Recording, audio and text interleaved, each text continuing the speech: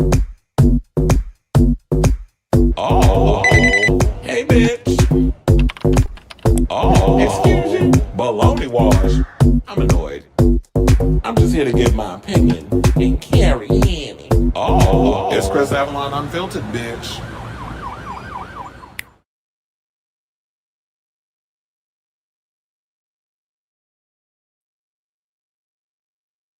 Hey y'all, welcome and happy Thursday. It's your boy Chris Avalon. Excuse me. And welcome to a brand new episode of Chris Avalon Unfiltered.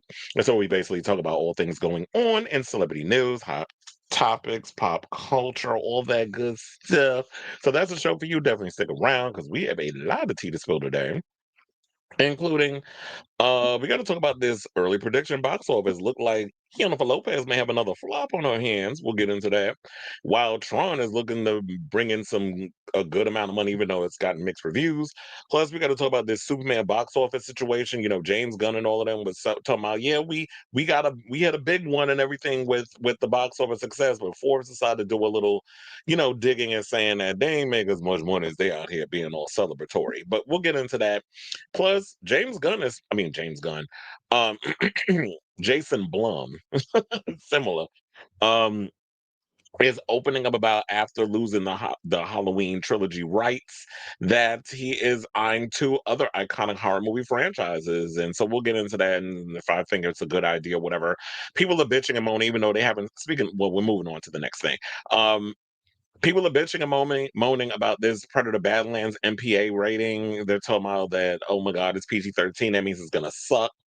I got my overall thoughts on that. So we'll get into that whole situation because I just think a lot of y'all don't understand how the whole rating system, excuse me, rating system works. Quiet as it's kept, I don't even think the MPAA understand how to make their own rating system work in so many ways. So we'll get into that. Plus, Jonathan Majors is out here teasing whether or not he's going to come back as Kang. We got to get into this whole Bad Bunny situation. One, he is being he's going to win some type of big high profile award or whatever the case is because he is being seen as the top Latin artist of the 21st century. So he's going to be honored by the Billboard Latin Music Awards. But we also got to get into this whole fake outrage regarding him headlining the Super Bowl next year. So we'll get into that. Plus, we got to talk about Madonna. Number one, she just announced that she is releasing a 30th anniversary EP of bedtime stories. So we got to get into that. Plus, there's been rumors circulating around her gearing up for her next tour for this upcoming album and how she's trying to basically defy age with a bunch of stunts and shows she's planning on putting into this whole thing. We're going to go through the article and I'm just going to give my overall thoughts on that. So definitely look out for that whole situation. We got to talk about Victoria Beckham's docu-series that dropped yesterday on Netflix. There's a lot of really good revelations that came out about it. We'll break that down. Diddy is begging a judge to let him spend the remainder of his sentencing at a low-level Jersey prison in Fort Dix. So we'll get into that. We got to talk about this whole Ed Gein thing. We got a couple of trans pundits who will come out saying that basically he was pushing for anti-trans narratives. So we'll get into that. Plus, they released the box set of A Nightmare on Elm Streets in 4K, all the good stuff. But we got to talk about the gayest sequel in the franchise, Part 2, and how Robert Englund says that he knew there was a whole lot of gay subtext in the film. So we'll get into that. Plus, Orville Peck just announced that he wrapped his performance as Vega in the upcoming Street Fighter movie, and so we'll get into that and a whole lot more. So that's the addition of our homosexual corner. But before we get to that tea, you can please do me a solid, hit that like button, subscribe button, smash the notification bell, all that good stuff, so you know when we go live with a brand new episode of Chris Avalon Filter. I was like, when I was doing it, you could kind of see like my laundry detergent. I should have moved it, but anyway, hit the like button, smash the notification bell, subscribe, all that good stuff. Definitely helps out with the show and the algorithms and all that good stuff. Definitely appreciate all of y'all. Hold on, let me adjust the mic without muting it. I just want to also say, as I always do, thank you all for being a part of the show, tuning in, always looking forward to the lives and all the stuff. I know I told you I was going to do a show yesterday. Lifed. And so I was able to come and do a show. So we here today. We're going to have a much longer one because we got about 13 topics. So without further ado, let me hit my banner. I see we got people already in the building. I'll get to y'all comments in a second. But first, let's get into our first topic. Wait, why'd I put that picture up too early? Whatever. Let's hit the banner. And so yeah, Tron Ares is set to come out in a couple of hours. It's already 4:30. So well, as I'm doing the stream. And it's gonna hit theaters in a couple of hours along with Kiss of the Spider Woman and a bunch of other movies. But according to the box office predictions, they're talking about that it's gonna bring in 50 million, while Kiss of the Spider Woman may hit a series low with $2 million to start out. And I believe that they produced this movie for $30 million. But anyway, let's get into the story. So Tron Ares races into theaters, and despite landing the dreaded green splat on Rotten Tomatoes, it did get mixed reviews. But they're talking about that it's going to be the franchise's best opening, on par with 2010's Tron Legacy. I was in college when that movie actually came out. When that movie came out. Now, that's the mission for Disney sci-fi sequel Tron Ares, which is tracking a debut of 45 million to 50 million from 4,000 North American theaters over the weekend. That's about even with 2010's Tron Legacy will open to 44 million, not adjusted for inflation. And of course, way above the original 1982 Tron, which launched with 4.7 million on its way to cult status. Internationally, it's aiming for 40 million or 45 million, which could put the global number between 85 to 95 million by Sunday. Though hailed for groundbreaking visuals, the initial entry was one of the first movies that extensively used CGI. Tron has never been a hugely commercial film franchise. The first movie ended up grossing 50 million worldwide against a $17 million budget, while the second installment earned 400 million globally against a $170 million budget. The third installment, they're saying, is the most expensive yet, with a price tag of 180 million.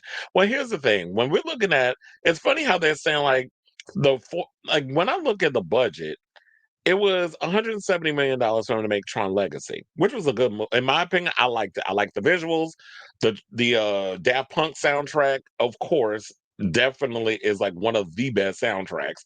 To be honest, while I do like some of the songs that Nine Inch Nails has put together for this movie, I'm not overly enthused about the soundtrack as much as I was for the Daft Punk one. Now, when I go see the movie tomorrow, I will see how they play, how they incorporate the music in certain sequences, and if it fits in within that whole situation. But as far as like having that record on repeat, it's not something I really like look forward to. I mean, I love the theme song with Nine Inch Nails. What's it called? Something to Believe in. I like that song. It's a pretty cool song. But I mean, it's your standard Nine Inch Nails. Boys Noise also helped produce the track, so it's got a little bit of that extra dance type of emphasis on with the like matching the dance music with the industrial, all that other stuff, and the hard rock. So all of that matching together, it definitely works as a song. But for the most part, when I listen to the soundtrack, I kind of like bail out halfway through. I'm like, okay, I've heard enough. I'm ready to move on to something else. But the Tron Legacy soundtrack, oh no, trust and believe. When it comes to Down Punk, I have them on from beginning to end because that's like one of my all-time favorite French dance music duos. Like I've always, and like me growing up, I always was like, while everybody else is out here listening to hip hop and all this other stuff, I was into the Massive Attack, the Trickies, the Bjorks, the Daft Punks, the Mojos, you know, who else?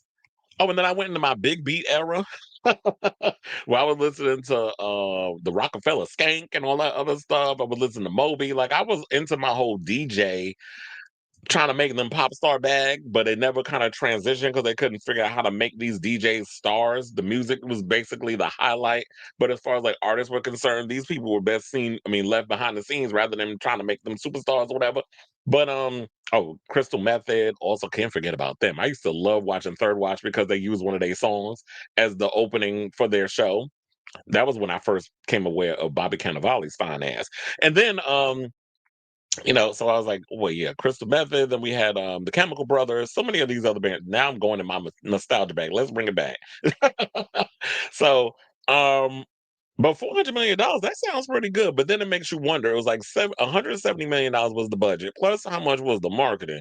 The marketing was probably another 100.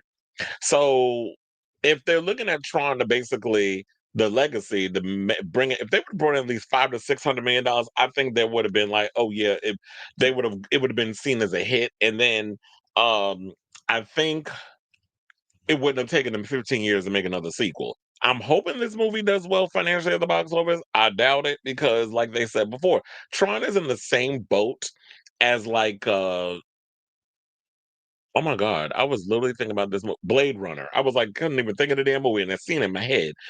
Blade Runner. Blade Runner, visually groundbreaking. So much world building and the lore, and I love all that stuff with Blade Runner. I love Blade Runner. I love Blade Runner and the 5 different variant versions of it. I also love Blade Runner 2049. Went to the movie, saw that twice. Every time I get in the mood, I throw that movie on. I just love the whole thing about technology, AI, sci-fi, all the other stuff, asking the questions, not the abusing of it, which is what a lot of these corporate nutbags be wanting to do. But um they've never really been like this big breakout thing where they make a crap ton of money. So Tron's gonna be in that same thing. Plus, I heard Tron's not even in this movie. Now, y'all seem to think that Tron is the franchise name. No, Tron is an actual character in these movies, and they don't even have Tron in it. I'm also kind of upset that y'all don't have Sam Flynn and Cora up in there. When y'all built so much of this stuff from Tron Legacy, it should have carried on to the next. And then plus, when you're talking about the 2 different families that were butting heads in the 2 Tron movies, how do you not have that dynamic in the 3rd film? So you're trying to tell this whole new story with Ares and this other girl and all these other characters in there, but you're not really building off of what was already built from the previous films. So you're giving nods and little whistles and homages, but you're not really. Well, I'll see the movie and I'll give my full on assessment. But this is the things I'm hearing, which has got me a little skeptical. But I'm hearing that what sells the movie is the visuals, the action sequences, and the Nine Inch Nails soundtrack. So if y'all can give me all of that, I'll be a little more happier. I'll be less critical if I'll be excited for all those things.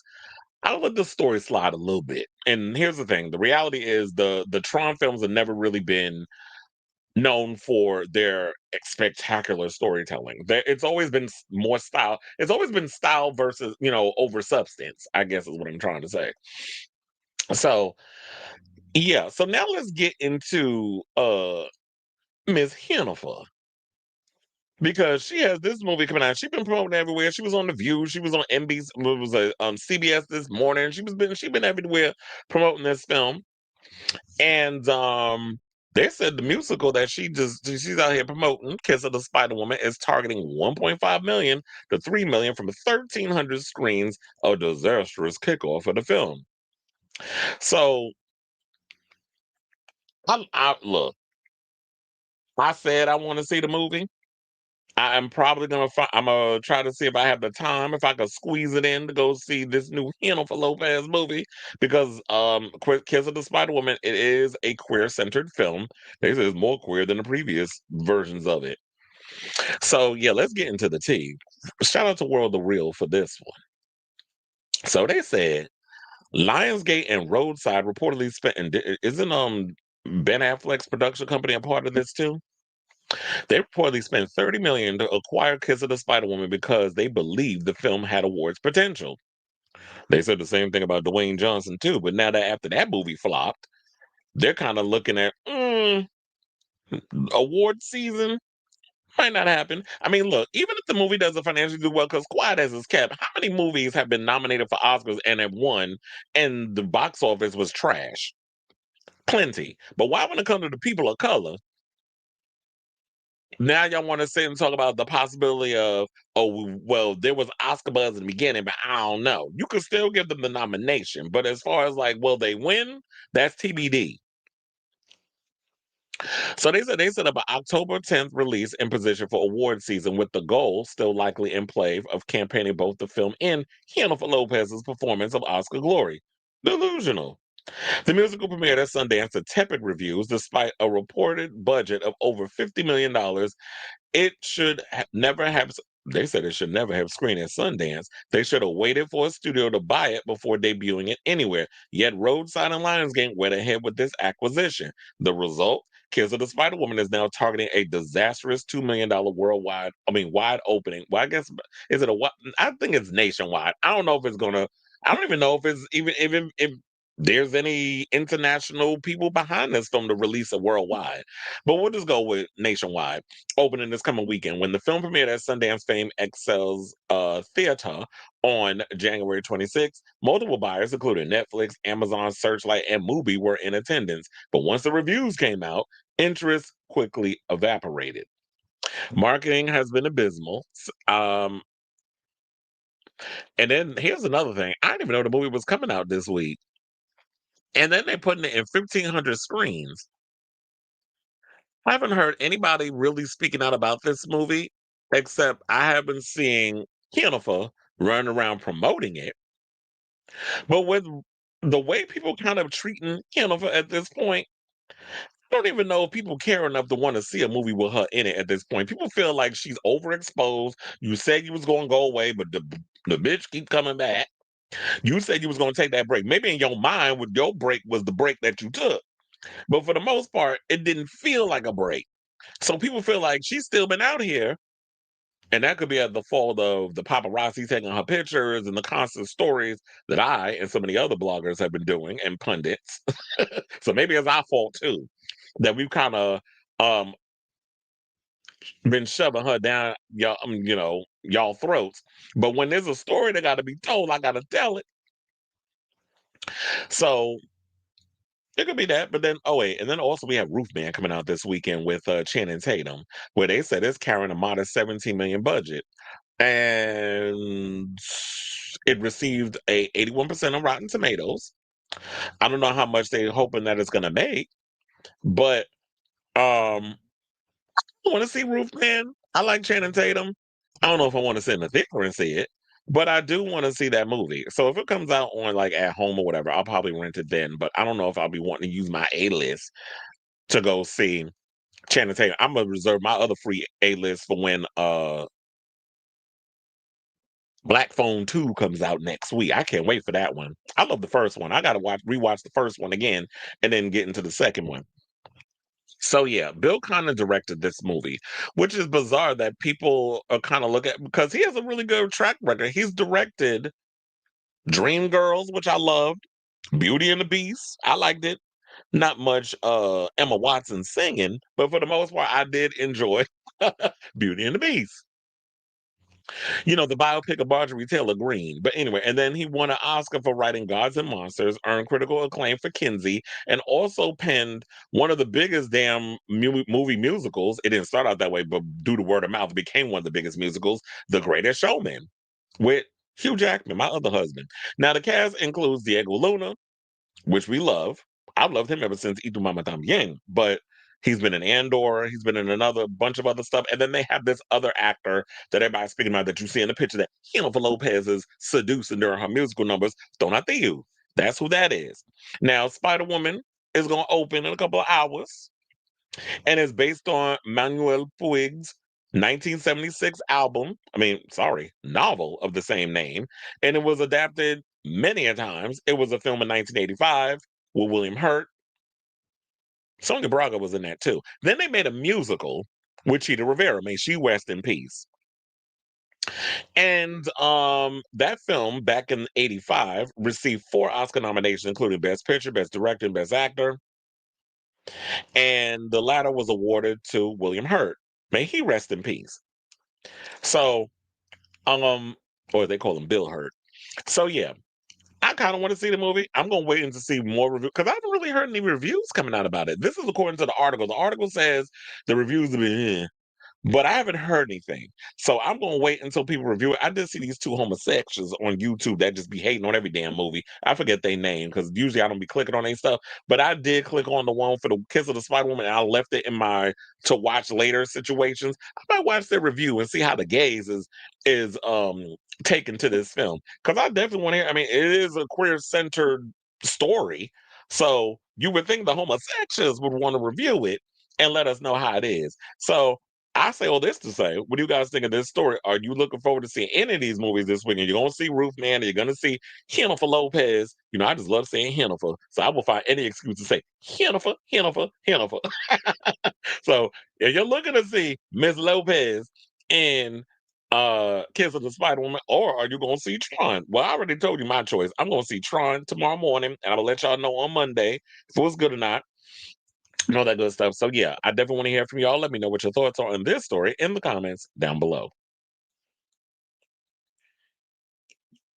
Okay, so let's see. What are the people saying? There's a lot of comments. I can just scroll all the way up.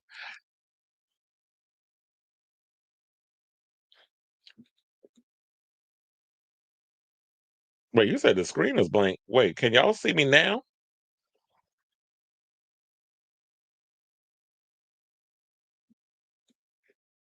Tell me I did this whole story and my face wasn't here.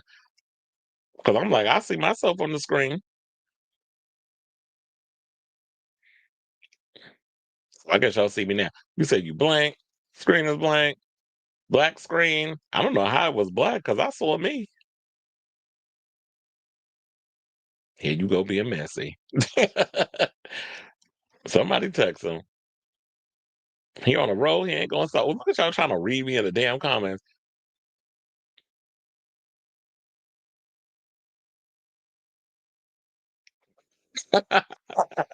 Not Bob and Monet after 10 minutes. I'll take that read.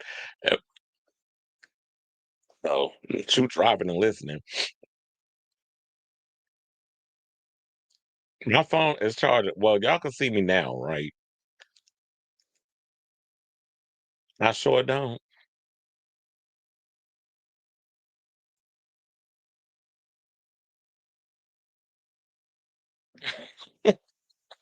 Everybody got jokes.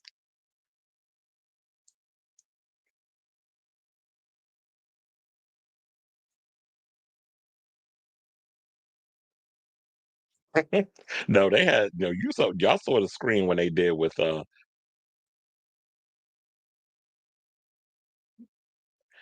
yeah, I'm gonna send you my number right. Well, I was like, what the hell?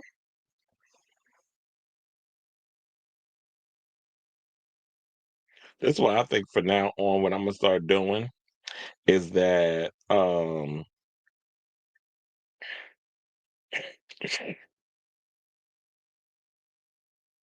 hold on.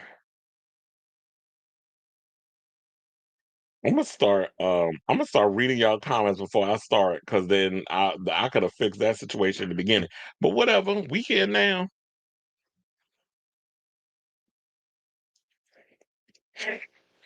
She has been everywhere. Well, yeah, it's gonna have to. This is definitely the first topic story today.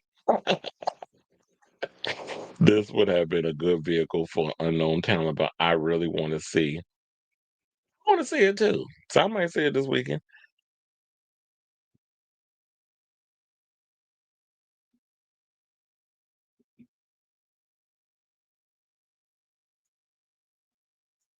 Mhm.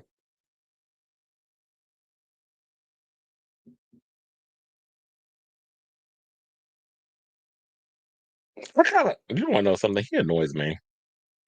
I don't particularly care for Lin Manuel Miranda. He's annoying, and I also no shade. I think what was that play he did about George Washington? I thought that shit was overrated. Don't even get me started about In the Heights. Cause like, yeah, I didn't care for In the Heights. I didn't care because I thought that was a rip of a West Side Story, and I didn't even care for. Yeah, I didn't care for the other thing too. I do love me some Anthony Ramos though.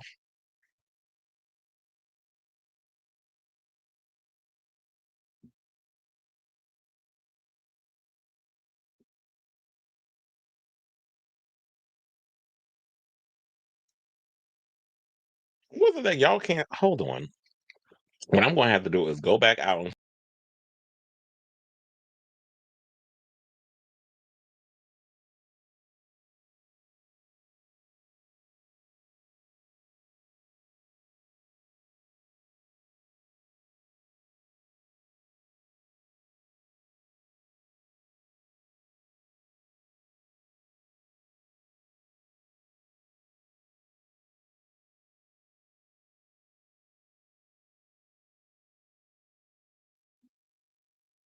Can you see me now?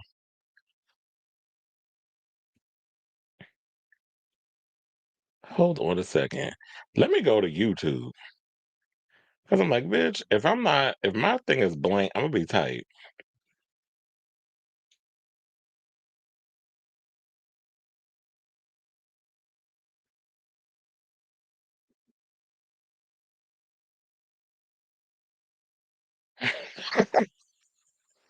Well, look, I guess my that first topic gonna be audio only. Shit.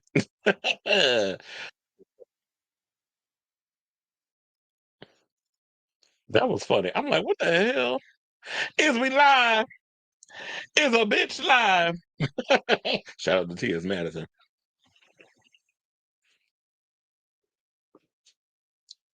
Well, look, at least now I left that whole thing with Hennifer.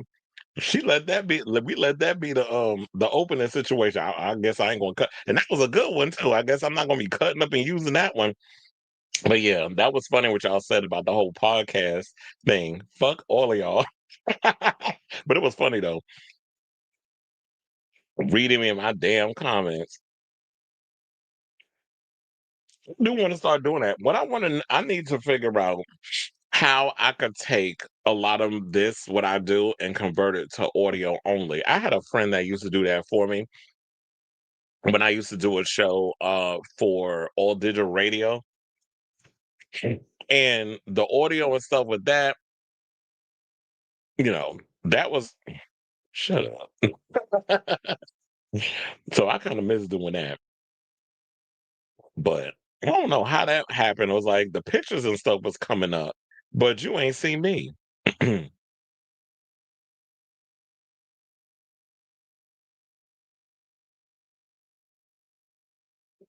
I've heard that there's some people that do that, that do the faceless videos or whatever. One of my friends saying I should try doing that. And like you should do like little segments where they have like the AI picture. And, yeah.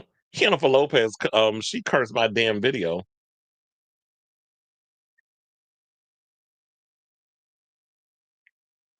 Well, one of the things I was trying to figure out also is how I could do TikTok live. I wish there was a TikTok situation that they could link to you doing the streams. Excuse me, if you have restream, stream your all that stuff. I kind of wish TikTok would allow that, but it doesn't. Everything else does.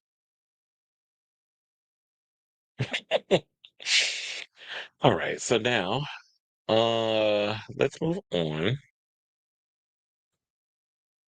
and get back into the show after that messy beginning. Let's talk about Superman. So, as y'all know, James Gunn has been talking about that he's pretty much pleased. Mike DeLuca or Pam Abdi, they just got their contracts renewed over at HBO. I mean, at Warner Brothers, so I know they happy, and that's because after there was rumors they was going to fire them, they rejudged their contract because since Sinners, and then they started, Sinners, and then after Sinners, all the movies that started coming out that they were behind, like Final Destination, Bloodlines, and Superman, and so many. Well, not I don't know necessarily Superman, but so many other films that have come out outside of the DCU have been successful. So their contract just got renewed. Warner Brothers clearly believes in them because of this unconventional approach they've been taking to films, which I'm hoping and praying that them Zionists over there at Paramount leave Warner Brothers alone. Y'all could go and fuck up Paramount all you want with your propaganda and your pro-Trump bullshit and all that other crap over there. And CBS News is already cooked because of that Zionist, that failed freaking Warner. Because there was that girl, Bari Weiss, totally forgot that once upon a time, she tried out to be a co-host on The View to replace Nutmeg McCain before they settled on Alyssa Farrah Griffin. But she tried out for the show, and because she lacks in all things personal, or a personality, and she a fucking nut, they didn't go with her, which is surprising because as Zionistic as they come across over there at ABC and The View, y'all didn't pick her. But Alyssa's the safe choice, and I think it's because she was a part of Trump's campaign, and they wanted somebody who was in that room with him during the season when they had some people with some kind of sense to be working in there to be a part of their show. So go over there and screw up Paramount. Don't come over here with Warner Brothers. We like what they doing over here so far with the different diverse movies that they make. So we don't need y'all with your Zionistic bullshit coming over here with that. But anyway, so with all of that being said, because Mike DeLuca and Pam Abdi are going to getting to keep their jobs, which I'm actually excited about, we got to get into this Superman tea. So apparently, oh yeah, when I just realized too, when I had to go in and out, I just wiped out all my photos. So now I got to go in here and bring them back. Not bring her back. That movie freaks me out still. But anyway, so yeah, so now with the whole success of Superman and all the stuff, they said it's successful. Forbes decided to do an article, and now they're kicking up the hornet's nest again, which means y'all basically about to give this basically going to be catnip for the Snyder Bros. So let's get into the article. So after 84 days, it's been tallied up. So, which I mean, I guess they're done with the whole big screen situation because now you can watch it on HBO Max, which it did fairly well when it first came out. Because I think with all the word of mouth, all of the stuff that what the hell's his name? James Gunn. I forget James Gunn name. I talk about him all the damn time on the show. But James Gunn, all his, hyping up Superman and everything, a lot of people didn't get to go to the movies to see it. So once they hit HBO Max, out of curiosity, people came and sat at home and watched it, like what they saw. It was huge over on HBO. I still haven't gotten around to watching it on HBO Max, but I think it's because I've seen it twice already. I saw it in the theater twice. I saw it once, I believe in Dolby. Oh yeah, I saw it in Dolby, and then I went and saw it again in IMAX, which it was a much better experience of me seeing it in IMAX because I was like, I'm going to see this movie in IMAX before they take it out of the theater. And so the second week, I believe, when it was out, because I needed to die down a little bit, and I went in the middle of the week to go see it. So, yeah, while Warner Brothers is busy patting itself on the back, quietly boasting to the trades about 125 million in profits for Superman, Forbes is now reporting the truth is a lot murkier than the studio's intel would have you believe. Now, Superman recently closed his domestic theatrical run with a worldwide gross of 615 million. Impressive at first glance, but the numbers only tell half the story. This wasn't a cheap blockbuster. If we're to believe Warner, the film reportedly cost $225 million with another 125 million poured into global marketing. Forbes estimates that the typical 50-50 split in ticket receipts between theaters and studios, Superman was just shy of the break-even point. They additionally emphasized that miscellaneous expenses that inevitably come with tentpole releases were not even counted in their calculations. That said, ancillary revenue streams, VOD, streaming, merch, and whatever else they can tack on, are likely to tip the scales in the black eventually. What matters, though, is that this wasn't the huge success the film press purported it to be. Well, I would actually think that that was a no shit Sherlock situation because when we started looking at the numbers, I'm like, oh, that movie cost almost $300 million. Like I could just tell based off of what they were doing that yeah, they spent a mint on that on that movie. And then they're sitting here boasting over, oh, it doesn't need to make $700 million. Yes, it does. In this day and age, the way y'all be spending with these big tentpole films, um, yeah, you have to hit 800 or more. I mean, look at the situation going on with Vin Diesel and him trying to get this Fast and the Furious movie made. They spend close to $400 million. What was it, $320 million they spent on the last Fast and the Furious movie, and they only made like 800 some odd million, so they were losing money. And now they're trying to make another one, which they're talking about is going to be in the same, I think, the same amount that around the same amount that this Superman budget was. So they want to make this new Fast and the Furious for about 250 million. And Universal's like, oh no, we got to slash 50 off that. We're going to give you an even two. And some of y'all, I guess, accept Vin Diesel because he's a producer. The rest of y'all gonna have to get an even amount of money pay. Like I can't keep giving y'all a crack ton of money. Like I guess they would have to do with the Stranger, and we're gonna get into the Stranger Things story too, because they're talking about that the budget for this upcoming season was crazy with how much money they spent on this final season. We'll get into that story because we got that coming up. But to me, I look at this as what is the point of bringing this up? Superman made a lot of money. James Gunn and everybody who I guess who is a part of this whole situation at Warner Brothers says that they're happy. The movie made between 650 to 700 million. They said they're okay with it. At the end of the day, James Gunn is not being taken out of this franchise. They're moving forward with the James Gunn, Peter Safran, DC universe. So honestly, don't understand what the point of this is, except, as I said earlier, to kick up a hornet's nest regarding Henry Cavill and the Snyder Bros who love that Superman. And I'm tired of having to say this when I have this conversation. I like Man of Steel. I like Zack Snyder's version of Man of Steel. I like Henry Cavill as Superman. I thought he was the best Superman they possibly have come up with. I mean, Christopher Reeve, yes, I remember I seen those movies. He was before my time. I was a little kid when those Superman movies came out. When the first Superman came out, I wasn't even born yet. I actually think I was born when the second one came out. The only one I remember is The Quest for Peace because I was old enough to see that one or be aware of it.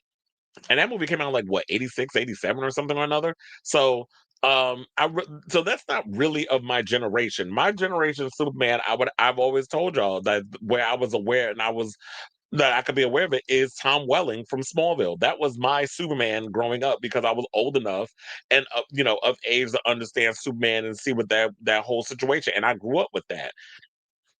And that's franchise was geared towards my generation of kids who were watching things on the WB, CW, whatever the hell you want to call it.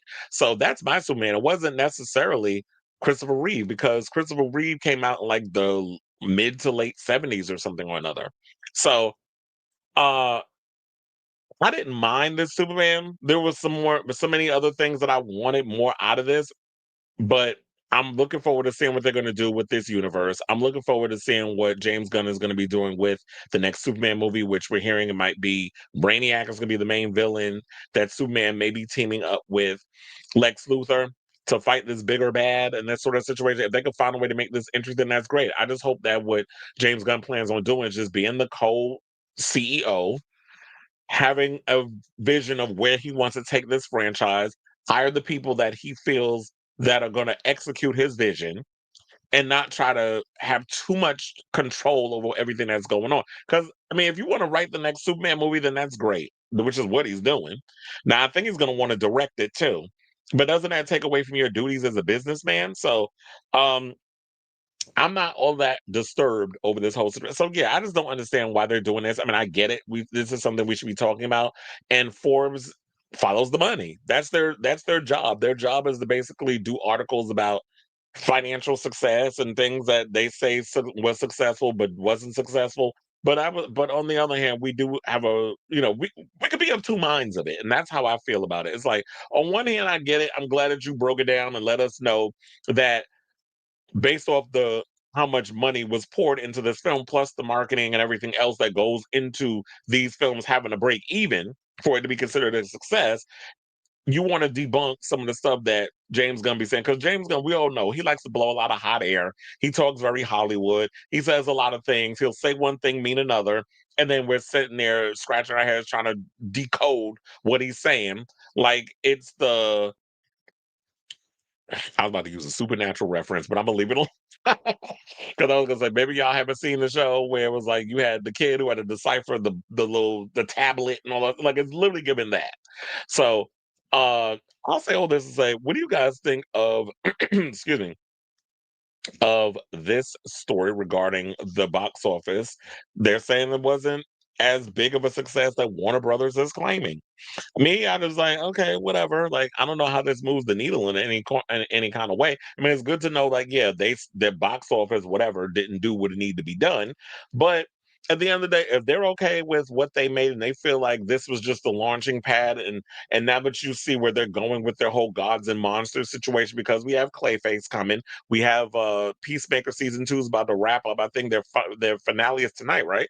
And then we also have Supergirl's in the can coming out next year. We got Wonder Woman on the way. They're still trying to figure out what to do with the Brave and the Bold. I don't know what's going on with the Authority. Like there's so many ideas that they already said that they have in the works and things that they're working on. So we know what and Lanterns, almost forgot about them. We got that coming. So we know what they're with which direction they're going into. It's just the only matter of time of just us waiting to see what happens. And they're moving forward regardless of this article. whichever direction they plan on going into. So let me know what you guys think of this story in the comments down below.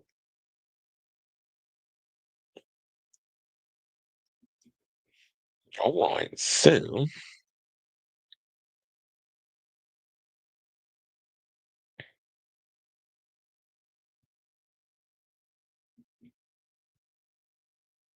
funny enough, I do have an iPad. I just gotta look for it. I love Superman since '78, but superhero movies are kind of played. Many people bought it. Remember the superhero movie spoof? It wasn't that good though. Yeah, they're making a lot more money on a lot of things that you have to understand. If I'm paying for a streaming service, depending on what the movie is, I will not be going to the movies to see it. So the studios want me to pay streaming and the theater. Well, look, I think when it comes to movies, to me now, movies have to be an event for me. Excuse me, to want to have to get up and go see it. Superman, I'm going to see open a weekend because I want to be a part of the conversation. I know a lot of people in general don't care about all of that. They're all about, you know what, I just want to see a nice movie or whatever on my 80-inch TV with my sound bar and all other stuff. And that's what people are really, focused on. Not everybody's really big into the whole event thing or as deeply indoctrinated as like big movie fans are. That's what's gonna get me into movies. If it's like something that's really interesting that I have to see that weekend, like Tron, gotta see that on a big screen. Predator Badlands, which is a story we're going to get into. I definitely have to see that on the big screen. I already told y'all about Scream. Anytime a Scream movie comes out, I have to be in the movies open the weekend because I don't want people spoiling who the killer or ers are before I see the movie. Because you already know it's going to be everywhere. If you like Twitter, Reddit, some of y'all that watch the show, being here spoiling stuff. So, um, it has to be an event for me to want to go to the movie. Say now, if it's just some old random regular movie like that movie with Leonardo DiCaprio and what's her name, Tiana Taylor. But I can wait till that comes out at home, which probably won't be long. It'll be out probably about next week. Um, Kiss of the Spider Woman. As much as I want to see that movie, I'm like, is it really a need for me to rush to the theater to see that? Maybe if I want to see the real cool musical numbers on the big screen, then yes. Avatar, that's an event type situation. So I would go to the movies to see that. But and I get it, but when you're talking about the studios want you to pay for streaming and the theaters. But you know what? First of all, this is the studio's fault. The way that y'all put this whole thing up of like you put out a movie and a month later it's on, you can rent it at home or you wait another month and then it's on streaming. One of the things I hate about streaming services, they will be quick to put a Superman up, right? But why you gotta wait forever for like Mission Impossible to show up on a streaming service or Bring Her Back or one of those type movies? Like y'all be making us wait forever for those. But when it comes to certain movies that it's like, okay, it's not a big deal. Like they rush that. So I hate the way they do certain films. They were selling popcorn buckets, lots of toys, and different T-shirts. Yeah, they definitely was upping it up with the merch. I mean, they was using that to when they get using a lot of private jets to have them flying around to promote that movie too. Oh, so the Quest for Peace came out in '87. Not Quest for a Piece, the Quest for Peace. I watched the Super Friends cartoon, so when Superman '78 came out, it was a big deal to the third, but Batman revived the genre. Well, be honest, I feel like people like Batman more than they like Superman. Superman was alright, but I've always been more of a Batman fan anyway, and I think probably because Batman is way more interesting. That's kind of like why uh, James Gunn always says that there's so many people that are killing that want to play Batman versus Superman. Because it's like Batman is so much a much more interesting character. He's dark. Superman is always about, oh, I have to be good, and like very howdy doody, very much in the way he demean. Like he got to be perfect. He can't do no wrong. He can't make mistakes, and that's why I kind of like the choice of James Gunn trying to, make him human. At times he was gonna get his behind beat. At times he wasn't gonna be perfect. And how do you make someone who's perfect imperfect? While the new star won't make much, well, yeah, because I said he made like what was it 200? What was it $200,000? While Nicholas Holt made 2 million. Henry Cavill made more money, sold more movie tickets, and if adjusted for inflation, would be a lot more today. And but Warner Brothers dropped the ball with him. Warner Brothers definitely dropped the ball with him in regards of what they were doing with that character because it was just like we should have gotten a Man of Steel 2 directly after Man of Steel, but they didn't give it. They went and did some damn Batman v Superman. And I was like, what? No, we need another Superman movie. But y'all decided to kind of go in all these different directions because they wanted to try to play catch up with the MCU. The MCU already had many years ahead of them to build up to the Avengers. Warner Brothers didn't have time to do all of that, or the DCEU didn't have time to do all of that. Um, so they try to play catch up. Let's throw Wonder Woman in here. Let's throw Batman. Let's not even give them their own solo films first. Let's just kind of put them on the thing. And you give Wonder Woman no shade, but y'all gave Wonder Woman a movie before y'all gave Ben Affleck his own Batman film, even though that warehouse scene I already said was the best fight sequence we've ever seen from a Batman situation. I'm not even aware of what is Super Friends. Why do I not know what that is? Low okay.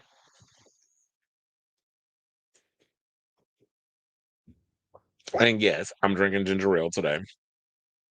Older people still go to the movies and young dating fanboys, families who want to get out the house. Older people do go to the movies. I see them out when I'm out and about sometime. Around 720 million for Man of Steel if adjusted for inflation. So yeah, it still is the big money maker. I go to the movies at least twice a month, depending what's coming out. And I got this A list, so I have to use. I need to start going more, but they don't be having a lot of movies that I be wanting to see. One of my friends who has A list, he goes and watches everything. I'm like, everything ain't my taste. I can't be in the movies watching everything. He's up in there. He already saw the Leonardo DiCaprio movie. He saw there was another one that he saw that was talking about that. Oh, he saw the Smashing Machine.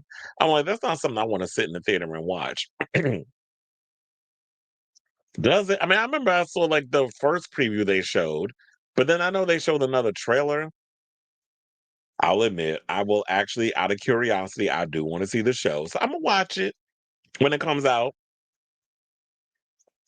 I could tolerate Kim in small doses. Hopefully they don't have her as like the dominant force of the show. They made Superman a villain in the Injustice game series because he was angry that Lois was killed, which would make sense. Like, I mean, in a way, didn't they kind of bring that into Man of Steel when Superman has all those people and they captured Batman and he rips his mask off and he had that rage because of Lois apparently, I guess in a different universe, passed away. And then that's when the Flash comes in during that little cameo sequence.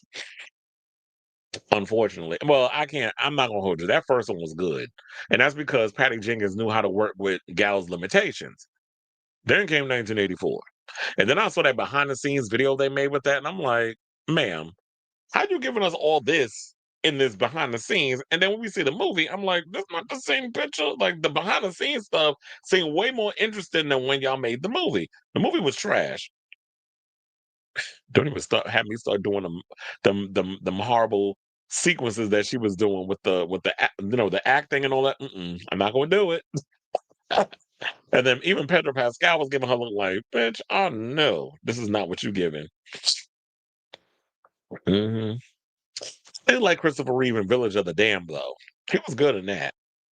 That is a guilty pleasure of mine too. John Carpenter directed that one. But anyway, now speaking of John Carpenter, let's talk about one of his movies, Halloween, because uh Jason Blum recently did an interview about this franchise. Well, some the franchise, because he says he doesn't even have the rights to Halloween anymore because they only had a 3-picture deal in regards to that whole situation. So now the rights are up in the air. I don't know who owns it now or who's planning on bidding on it or who's gonna grab it.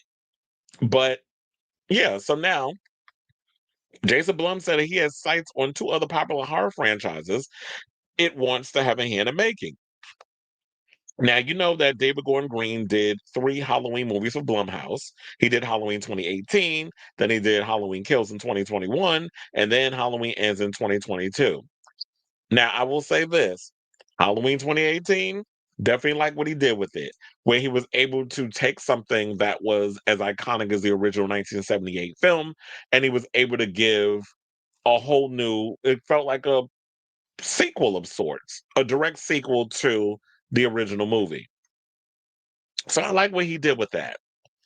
Halloween Kills, it was literally just the Empire Strikes Back of the franchise. What was just Michael just he escapes, walking around, murdering anybody that gets in his way.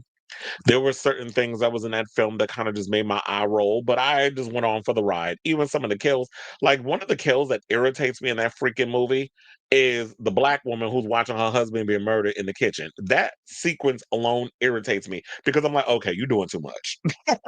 When I was watching that film, I was like, you are doing too much right now. You cutting up this man, you got blood everywhere, and then you taking all the knives in the kitchen, you got him over the island and you stabbing him while the wife got her throat cut with a piece of the light that he took, like the light bar. He took that and stuck it in the throat. I'm like, come on, y'all doing the most. And Halloween Ends, even some of the writing in that movie was atrocious too. But then and then y'all wasted Kyle Richards as, you know, Lindsay. I did not like what y'all did with the Tommy character. You don't want to know something, and I like Anthony Michael Hall, but I will say this: Paul Rudd made a better Tommy than um what y'all did with that character with Anthony Michael Hall. And like I said, I like Anthony Michael Hall. I've loved him ever since he was a part of the Brat Pack. And then he went on and did oh my god, what's the name of that show that was based on the Stephen King book? They made a show version of the movie, and Christopher Walken was in the movie too, where he could see the visions and all the stuff. I don't know why that name is escaping me right now. But y'all can let me know in the comments what's the name of that damn movie. But nevertheless, to get all that out, and then Halloween Ends. I didn't mind Halloween Ends. I liked Halloween Ends. It should have just been a separate film. It should be part of a trilogy. I just think that they didn't have an initial plan to do a trilogy. They just threw something together, and then it was just like, okay, y'all just gonna eat it up, and that's what that was. And then on top of that, what irritated me is y'all wasted Laurie Strode. She started out strong in the first one, just confine her to the damn hospital bed in the second one, and then the third one, you made it more about this Corey Cunningham than you did her. So she didn't even get her resolution until like the third act, where it was like, oh wait, I think after David Gordon Green and Danny McBride was writing the script, they were coming across like, oh yeah, I forgot. This is a Halloween movie. Laurie Strode's in it. We got to incorporate her somehow. So y'all just threw her in at the end, where all of a sudden Michael comes into the house because Corey Cunningham stole his mask and it was giving him powers, kind of like Christine, where the car was kind of making the kid, evil or whatever. They was like their companion, the co-dependency was they were feeding off each other. So that's kind of what irritated me. Artie Cunningham, because that's what his name was in the movie, in Christine, which is another favorite of mine, John Carpenter movie that I love. But so then they were doing it, and then all of a sudden he winds up in the house. They're fighting each other, and it was like, okay, now this is giving me Halloween H2O vibes. Where y'all rush that damn that fight sequence, and then y'all rushing it again. So I'm at a point that if y'all decide, whoever decides to revive this Halloween franchise, can y'all just revive it to a point of the alternate universe with Danielle Harris's Jamie Lloyd, where we could just take place from Halloween 4. We can get rid of Halloween 5. I hated that damn movie. And then we could pretend Rachel's not dead. So Rachel survives.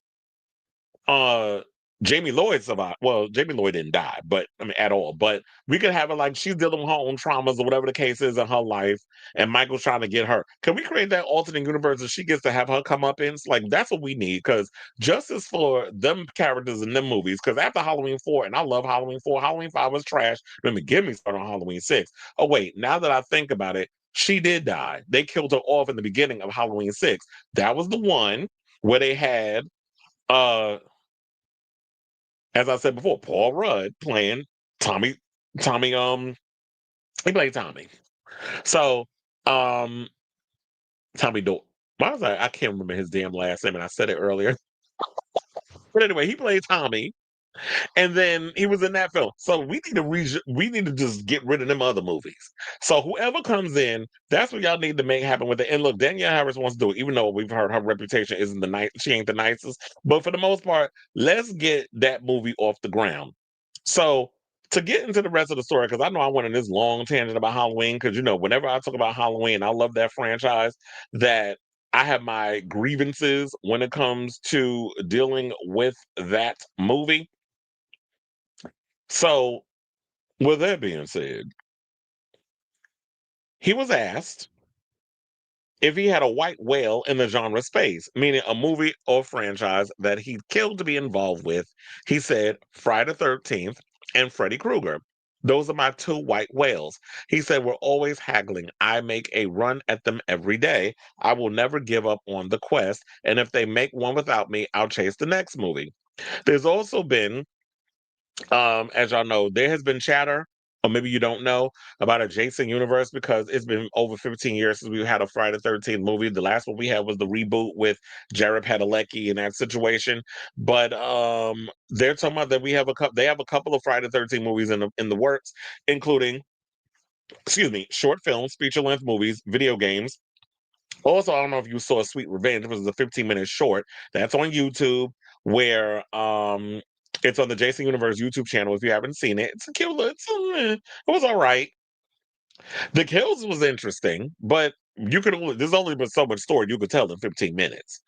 And also, we have the prequel series that's coming out with Peacock, I believe in 2026, and A24 is behind it, called Crystal Lake. Now, if I want to talk about Friday the 13th and a company that should acquire those rights, I would think it would be A24. I would prefer A24 over Blumhouse. To be honest, I always feel like Blumhouse gives horror movie for beginners. I don't feel like that any of their movies are scary to me. They were ready to acquire the rights to the Saw franchise. Good luck with.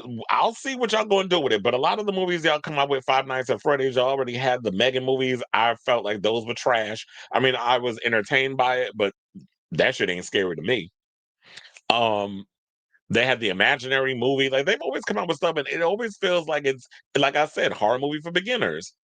And it doesn't really, none of their movies have really been like, oh, it's really scary. I mean, maybe it was in the beginning, but now it just seems like that they're too cut to the mainstream and wanting that mainstream success that they don't really take the time to develop like scary. Like I would think, and I'm trying, what was it called? Cinephile?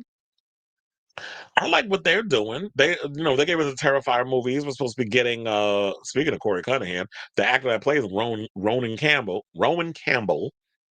he's starring in Silent Night, Deadly Night, the remake. I'm looking forward to seeing that. Based off of what I saw, it looks like a really good movie. And I've heard already people who have seen it. I think they showed it at Fantastic Fest. That movie's getting good reviews from all the horror files. Cody Leach did a whole review of it and said it's a pretty good movie. There's certain parts that he wished that there was a little more carnage candy, but for the most part, a lot of what they took for the original film, they make use of it and then they add their own little spin on it. So I'm looking forward to seeing Silent Night, Deadly Night when that comes out in December, which is appropriate because it's about Santa Claus. And as much as people feel about Terrifier, I do love Terrifier. I'm a big, I love Art the Clown. I love David Howard Thornton. A lot of the stuff that he's been going, and especially on these damn snowflakes, these Trump supporters, I've been cackling over a lot of his shady commentary towards them on social media. And people are like, when you get so political? He said, I've always been political. You just now figuring out that out now. But As far as like Friday the 13th, no, I don't want him to get that. Also, A Nightmare on Elm Street, while I think that they would have the wherewithal to come up with the cool visuals and this, that, and the other, y'all gonna ruin that too. So I don't want him getting that. And then I also heard that he was talking about that he wants to get his hands on the Texas Chainsaw Massacre. And I believe Glenn Powell and another producer, one of the guys that did Strange Darling. Oh my God. If y'all have not seen Strange Darling with Kyle Garner, I implore you to see that film. Love that freaking movie. That movie surprised the hell out of me, and I was obsessed with it. I think it came. Didn't it come out this year? That's definitely gonna be on my list of best favorite movies of 2025. So I think they're behind the Texas Chainsaw Massacre. I don't know if there's a studio that has picked that up, but for the most part, I don't want him getting his hands on that either. So, in regards to the whole Freddy versus Jason situation, I love Freddy, I love Jason, I love that whole franchise. But it also made me wonder this as I exit out of this whole story. Do you guys think that in 2025 there is a place for Freddy, Jason, Michael? Well, Michael Myers that came out in 2018, so I guess at the time it still was. There still is an audience that loves Michael Myers. But do you feel like Freddy, Jason, Leatherface, like those icons that we grew up with in like the 80s and 90s, do you feel like they could fit in the 2025 era? Because I feel like when it comes to horror, now don't get me wrong, horror is a reflection of the times. And I guess maybe Leatherface would work because y'all just watched that Ed Gein show, and that show did very well on Netflix. And Texas Chainsaw Massacre was based on Ed Gein's story. So maybe there is an audience out there for, and I think it's with slasher movies, if you have a really cool idea, you can make it work. I mean, who doesn't want to see teenagers getting hacked up at a summer camp? And then Freddy Krueger, like he's somebody that kills you in your dreams. If you can come up with really cool, elaborate dream sequences, it could work. So, but I do think that it's time for Hollywood to come up with their own Freddy, Jason, Michael Myers, and Leatherface, and maybe even Pinhead. Like, we need to come up with our own. This new generation got to come up with their own boogeymen because y'all working these other boogeymen to death. But like I said, if there's a story out there, we can make it happen. So I still let's say, what do you guys think of this story? What Jason Blum said in his recent? It was an interview that he did with Variety where he was talking about all of this. Um, and as much as I like there's just some things. I'm not going to be too shady towards Blumhouse. There's a couple of things that come out from them. But for the most part, when it comes down to horror, I get my horror fix from other places. Blumhouse ain't never been at the top of my list. But if they come out with something that's remotely interesting, I'll definitely check it out. But also, wait, is Black Phone part of Blumhouse? I gotta look that up. Hold on. Because I'm like, well, then they got a good one.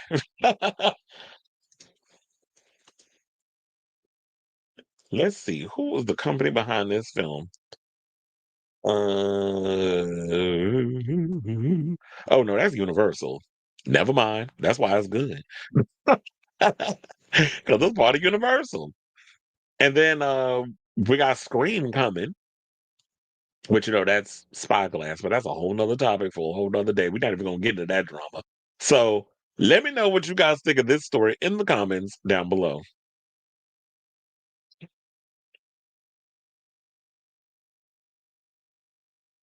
Oh, set us up now.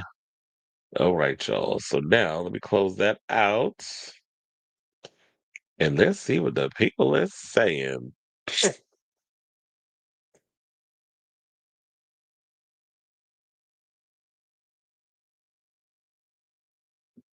Looks like. Wait, what? Where you heard that at?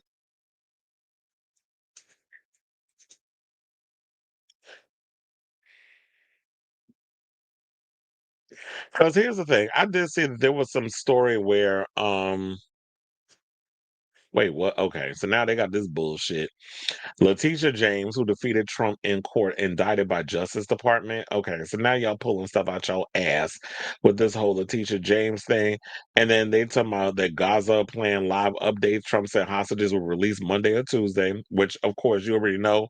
Netanyahu and all of them are gonna make a fool out of him yet again. And now he's talking about Trump says NATO should boot Spain over defense spending. Shut the hell up. This man is a moron. So Don't know what the hell he doing. But then I saw like there was two stories. Kyle Kalinske did one, and the I Had It ladies did a story. But it's about his health is deteriorating, but we can kind of see that based off of just observation. How many times could they redo, imagine, or alter the timeline? Exactly. Well, look, we could pretend like we got a horror movie multiverses. They do it all the time with the MCU. He said, "What's next? Michael and Jamie's love child is the next." Remember, at one point they tried to make Jamie Lloyd the next Michael when she touched his hand in part four, and then she stabbed her stepmother. Some go just for the superficial jump scares. The plot from Halloween Ends was an idea in the original series. It was an look. I told you I like Halloween Ends, but um it just didn't fit within the trilogy or what they were trying to do. Because I don't think David Gordon Green had a good story. Oh, and also I forgot to mention, um, Blumhouse, you already dropped the ball in a lot of ways. I almost forgot to mention the whole Exorcist. Remember when they tried to reboot that franchise? And that movie was terrible. Now they got Mike Flanagan behind it, and Mike Flanagan has a much better track record. So I'm actually interested in seeing what he's got coming with his Exorcist reboot or sequel. Is there a Freddy series starting? Because I didn't hear anything about a Freddy series. Exactly. I'm glad y'all brought it up because I actually forgot about it. The new Exorcist remake movie is coming out soon. I'm not sure when it's coming out. I'm assuming it's got to be 2026, but I haven't heard anything regarding it. But Mike Flanagan, I think he's directing that one and he wrote it. He also wrote Clayface, which I'm actually looking forward to seeing that movie. Now we don't know her. These slasher icons worked in the 70s, 80s, 90s because of the time periods they were set in. Remember, Blumhouse made no, they made the Gem movie. Chill. Speaking of which, shout out to the Gem franchise. They just celebrated their 40th anniversary, which I was actually, I'm like, damn, time truly flies. Oh, we don't even acknowledge that movie. The Crab reboot, remake, sequel, whatever the hell, that movie was trash. I literally watched a couple of minutes of it. I was like, I'm not going to do this to me. First of all, it's blasphemous to the cast. Rachel True, Nev Campbell, Fairuza Balk, and R- Robin. I was like, who's the other one? Robin Tunney in that horrible ass wig she had on. But I understood why she had to wear it because she did Empire Records and she shaved her head. So they had to put her in that horrible ass wig. Oh, and also Skeet Ulrich was in that movie. Mhm. Okay, y'all. So let's get into some more movie news. Let's talk about Predator Badlands. So now there's a lot of people out here that are upset because Predator Badlands has been hit with a PG-13 rating. Now, they say this is the first Predator film to have a PG-13 rating. Technically, they're correct. There was a movie called Alien versus Predator that was actually PG-13, which a lot of people did side eye that, and I do agree. That movie was trash, although I did enjoy it. Wasn't that the one with Sanaa Lathan where she teamed up with the Predator? I didn't mind that one. And Paul W.S. Anderson, yeah, Mila Jovovich husband, directed that one. So I didn't mind that movie all that much.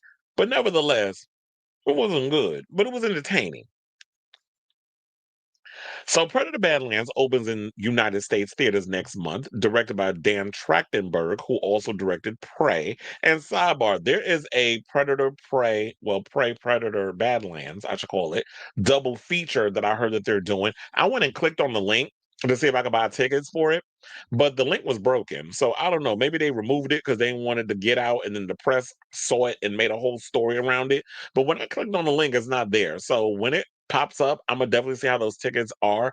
But here's the thing: if y'all going to do a double feature, which I'm actually kind of liking that because it takes it back to the old school days of back in the day, we went back to, when we went to the movies and they would do double features and stuff, and you could sit and watch a bunch of movies all day. So it kind of takes me back to my childhood with that.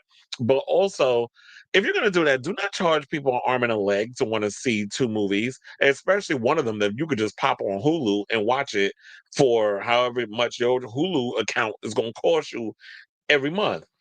So, because I heard that they're doing or I don't know if they doing it or they did it, but it had to be done already because Tron is coming out if not already, in the movies by the time this is done. They said they were doing a Tron Legacy and Tron Ares double feature, and the tickets was going for $40. And I'm like, there's no way in hell I'm paying $20 for each movie just to sit up in the theater. But I can understand if you're gonna charge me for both and it turns out to be 20, then I'm like, okay, that's you getting your money's worth. And you will make more money that way instead of overcharging the fans, which is what a lot of these theaters like to do. You got to give people a reason to want to come see your movie and not price gouge, because that's one of the reasons why people aren't going to the movies to see these movies. But now that I got that out the way, because I was like, I want to say that before I forget. Predator Badlands has been given a PG-13 rating, which makes it the first movie of the main Predator franchise to not be rated R, although 2004 Alien vs. Predator crossover movie was also, as I told y'all, rated PG-13. Now, some fans were disappointed to learn the news, while others are approaching it with optimism and putting their faith in Trachtenberg, saying that's pretty concerning, actually. I don't really know if a Predator movie can work without blood and gore. But at the end of the day, we'll just have to see. So one person said Predator Badlands being PG-13 doesn't at all mean it's going to be any less violent than any other Predator movie. There are no humans in the movie, and when the violence of is creature and blood being spilled is red human blood, you can get away with a whole lot, which is literally what I was going to tell y'all. So I don't know why people getting all upset. One of the things about the MPAA is the fact that they're all about blood and gore of humans. Although I will say this, lately, I feel like because we become so desensitized to violence that there are things that have been ending up in movies that you would think would get a rated R, but it gets a PG-13 rating. And that's human killings and stuff in some of these movies. Back in the days when I was growing up, when I watch old movies, like if you watch Raiders of the Lost Ark, you watch certain other films, Weird Science had boobs in it and it was PG. Um, when you watch a bunch of things and you would look at it and they would say the F word in certain movies, or you would see certain type of violence in certain things that was in certain films, I'm like, this should not have been PG. But they got away with it in those days. So it depends on the type of film. And I do think that, yeah, because it's Predator, he's mostly I think it takes place on an alien planet, and you have a predator who is fighting other monsters. Everything on this planet is trying to kill him. So you're not dealing with him killing human beings like you would see in previous Predator movies.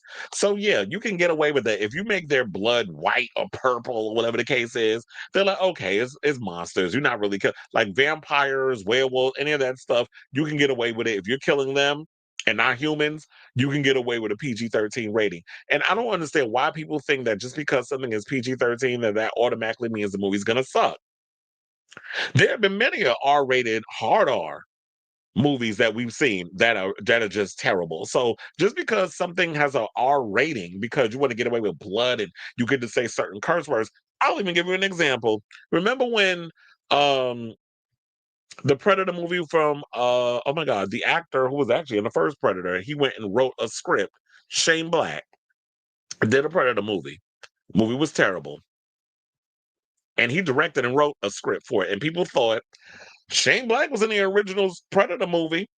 So we'll just let him direct and he's written a lot of great stuff. I love Shane Black. He's written a lot of great scripts. Long Kiss Goodnight is one of my all-time favorite movies. I think he also wrote a Lethal Weapons and all the other stuff. Like Shane Black is definitely a much better screenwriter. And I'm glad he found his niche in that world after it was like, okay, I'm gonna just hang it up with the acting and I'm gonna just get into being more behind the scenes. He's been able to maintain a career that way. And also Kiss Kiss Bang Bang. Love that movie too. So yeah, he went and directed a Predator movie. I think it was called Predators. And it was terrible. So just because it has an R rating does not guarantee that it's gonna be a good movie. So I say people give the movie a chance because one person said PG-13 fatigue is back. Die Hard and Terminator were got this. Wait, what?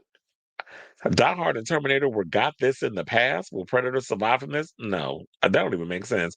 And you're saying so that, like I said before, it's like y'all sit up here talking about that PG-13, and one person said something that makes sense. Predator Badlands being PG-13 means not a whole lot when you remember the Bay Transformer films were also PG-13.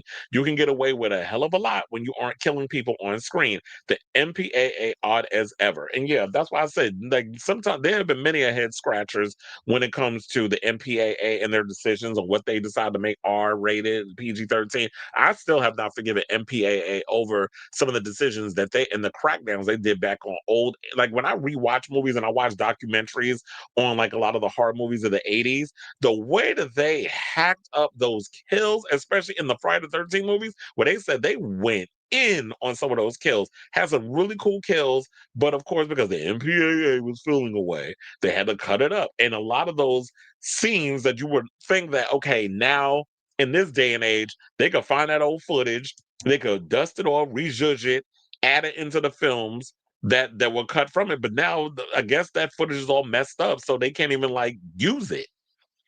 So that's the one big shame about it. So I think like this whole rating system is stupid. I mean, a lot of times parents will let their kids see whatever the hell they want to see, regardless, and it should be up to people's discretion on what they want people to see. So I just feel like the whole rating system is dumb. But I do agree with that. The Transformers movies, we've seen Optimus Prime basically grab people and rip them like other robots and things apart. Like we've seen all kinds of really crazy violent sequences in the Transformers movies, and they've been given PG-13 and they made a shit ton of money and nobody batted an eye. So I don't know why people getting all upset over a rating. So yeah, it's gonna have a lot of alien violence. I'm looking forward to seeing the movie. And this is what irritates me about people, because the same ones that was out here bitching and moaning about Prey, y'all out here doing the same thing. Can y'all just wait and see a movie before y'all start complaining about whether or not it's gonna suck?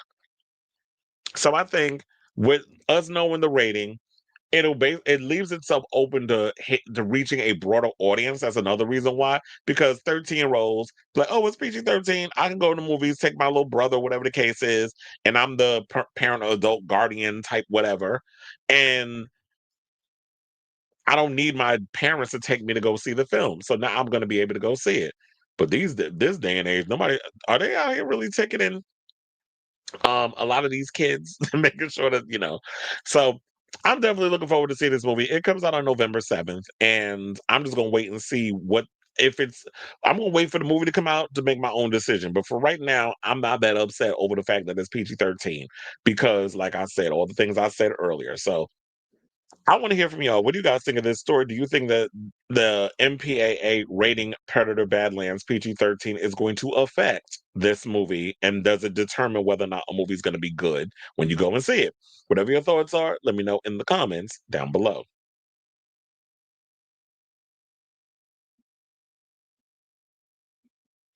Ruth made a cameo at the end of the second Craft movie. Nancy was still in an institution and found out the main girl was her daughter. Breaking news: Drake's lawsuit on Universal Music Group was dismissed. Dummy. Hold on, let me look that up, because I might as well just add it to the docket. Let's see. Come on, Drake. Ew. Yeah, 13 minutes ago. All right, niece. How you feeling?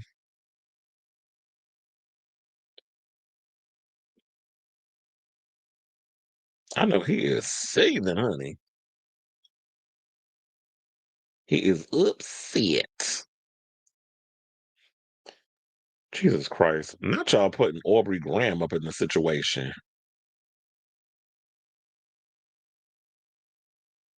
Oh my God, why is all these damn pictures WEBP files? So now it's like I gotta go through a whole situation where I gotta, because it's gonna get the whole effect of the whole Drake situation. So please hold. Oh yeah, I see. Like now, I saw Raphael's comment. Black screen, hang it up, flat screen. You already know who said that shit. All right,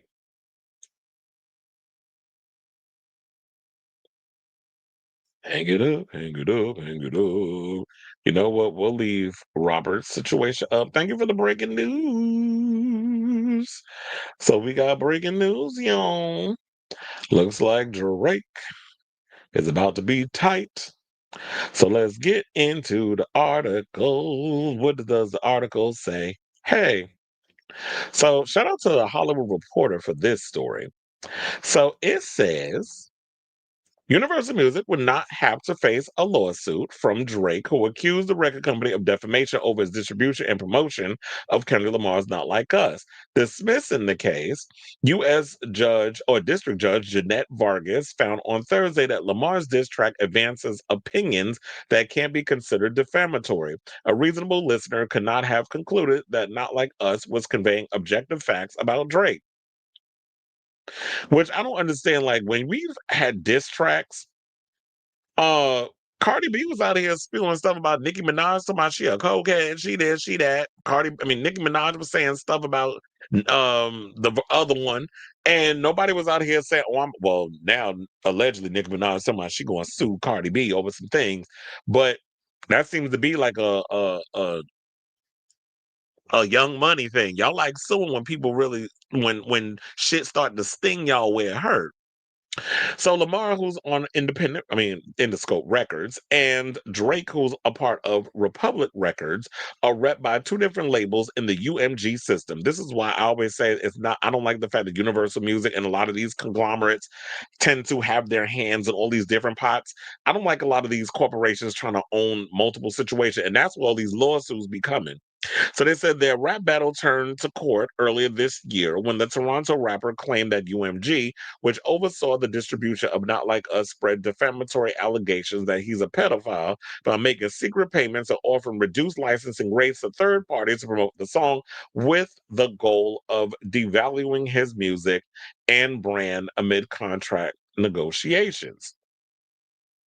Quote, from the outset, this suit was an affront to all artists and their creative expression and never should have seen the light of day, a rep for Universal Music Group said in a statement. We're pleased with the court's dismissal and look forward to continuing our work successfully promoting Drake's music and investing in his career. I don't believe that for 1 second. They talk about, oh, we're looking to work successfully promoting his music and invest. Oh, you know they tight. But then again, at the end of the day, Drake is one of the biggest rap pop stars right now. So UMG at the end of the day is going to continue to financially benefit off of Drake's catalog. So now that a rep for Drake didn't immediately respond for request for comment. First of all, this is a waste of money, it's a waste of time, and this whole thing from the beginning was just dumb. And then instead of Drake, you just taking your lashings and realize that you're not a battle rapper. A lot of y'all and Young Money are not battle rappers. Y'all are just pop stars, and y'all know how to make money. You're good business people, and that the whole thing of you just got your ass handed to you. You should just took your lashings and licked your wounds and came out swinging, doing what you do. Instead, you had to act like a whole bitch with this whole stupid lawsuit. So they said the feud between Drake and Lamar goes back years. On Drake's first-person shooter, or as we would say, first person pow pow. He and J. Cole proclaimed themselves the big three alongside Lamar. In response, the Compton rapper rejected the idea that they're his equals on Metro Boomin and futures like that. Several diss tracks follow, with the musicians hurling increasingly spiteful insults at each other relating to accusations of domestic abuse, exploitation, and pedophilia. It culminated with Lamar's release of the anthemic West Coast banger in May, leading to spectators crowning him the winner of the battle, which I do agree with Lamar. J. Cole and Drake are not on his label. Y'all are two light brights that just do what y'all do in your own right. But as far as you try to compare yourself to a Kendrick Lamar, who Kendrick is moving the needle in regards of hip hop and culture as a whole. Drake is somebody who knows how to make money off of being a goddamn colonizer of black music. And think just because he half black, he could just say the N-word all damn day. That gives him some sort of credibility. And kudos to all the people that helped him get the credibility that he needs to get. But while Kendrick Lamar is the full course meal when it comes to what we get from him musically, Drake is nothing more than just pop rocks. He's like a little snack. He's candy. It's a little sweet in the beginning. It's cute. It's good. It's good to get a little sugar rush. But once that shit wears off, We done moved on to the next thing. And that's basically what he gives me in regards of his music. So you were just mad because of the whole PDF file stuff. But child, wasn't you the one that was sliding the young girls' DMs doing the thing that you was doing? Especially Millie Bobby Brown, who's happily married now to Jake Bon Jovi. But nevertheless, you was over here allegedly putting things out here where it was making it seem like you was being inappropriate with underage girls. So of course, when people hearing that, I'm gonna run with it. So yeah, now they're getting into his lyrics, all the stuff. I don't care enough to even decipher all of that. But I feel like I said all I need to say in regards to this. But I'm sure this is far from over. We'll see if he tries to appeal or whatever the case is. But they said it was dismissed with prejudice, which means that you can't refile on this situation. So we'll see what Drake's next move is. I've been telling you, just go lick your wounds in the corner, move on to the next thing, and that's that. You lost this battle. But we'll see whatever else happens with the rest of the case. So I'll definitely keep you guys abreast of the story.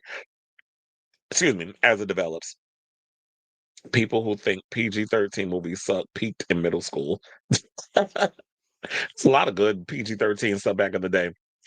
Maybe I need to go back to. First of all, you're too old to go back to some damn middle school. Can you imagine? I never understood people like you ever hear them stories where they talk about that grown people pretending to be teenagers and they go back to high school and they was able to get away with it for a while until they get caught.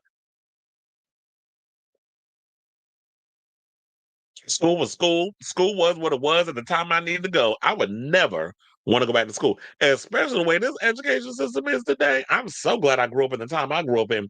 Otherwise, I'd be an idiot. So I'm glad I grew up at the time. But then again, you got a lot of these people from my generation who's making a lot of horrific decisions regarding like what's happening with the government and all sorts of stuff. Where you got a lot of these elder millennials, you got some of the Gen Xers that's in there, all of a sudden trying to roll everything back, being conservative. So I guess I had a lot of idiots in my generation that was that are sitting out here making decisions and things and working with this current president. So anyway, let's move on. And let's talk about Stranger Things. Now, child, they're getting I can't believe, and I gagged when I saw this, but they were talking about like, I believe it's been more than 3 years since Stranger Things season 4 came out, and then they said more than 6 years since season 3. They've always taken like these long gaps in regards of their franchise. Well, now the latest situation is that they're talking about the amount of money that they put into this upcoming fifth and final season of the franchise. So the budget for Stranger Things season 5 has reportedly been revealed. The fifth and final season of Netflix's sci-fi ratings juggernaut is set to drop its first volume on the streaming platform on November 26th, and we'll see. Isn't that around Thanksgiving? And we'll see the group prepare for one final battle against Vecna and the evil forces that have plagued Hawkins.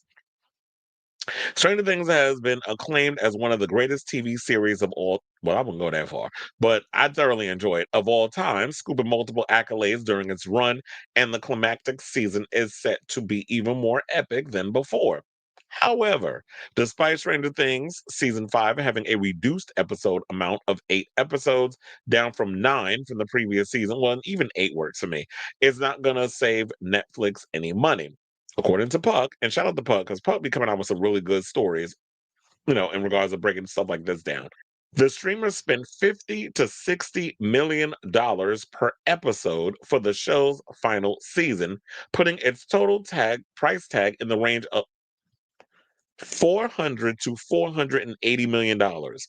This is up from season 4's reported budget of $30 million per episode. Well, when you take a long ass break, you do know that with the inflation, all the stuff, that it's going to go up to be a little extra in the amount of money that they're spending. The staggering figure illustrates the epic from form that television has evolved into in recent times. The cost per episode is not quite enough to meet the likes of The Lord of the Rings of Power, Child, they spent $1 billion on that season. And that was Amazon. For the upcoming Harry Potter TV show, said to be on a similar scale as Game of Thrones and House of the Dragon's hefty price tags. And they also just released a trailer for another Game of Thrones spinoff. That came out, I think, earlier today.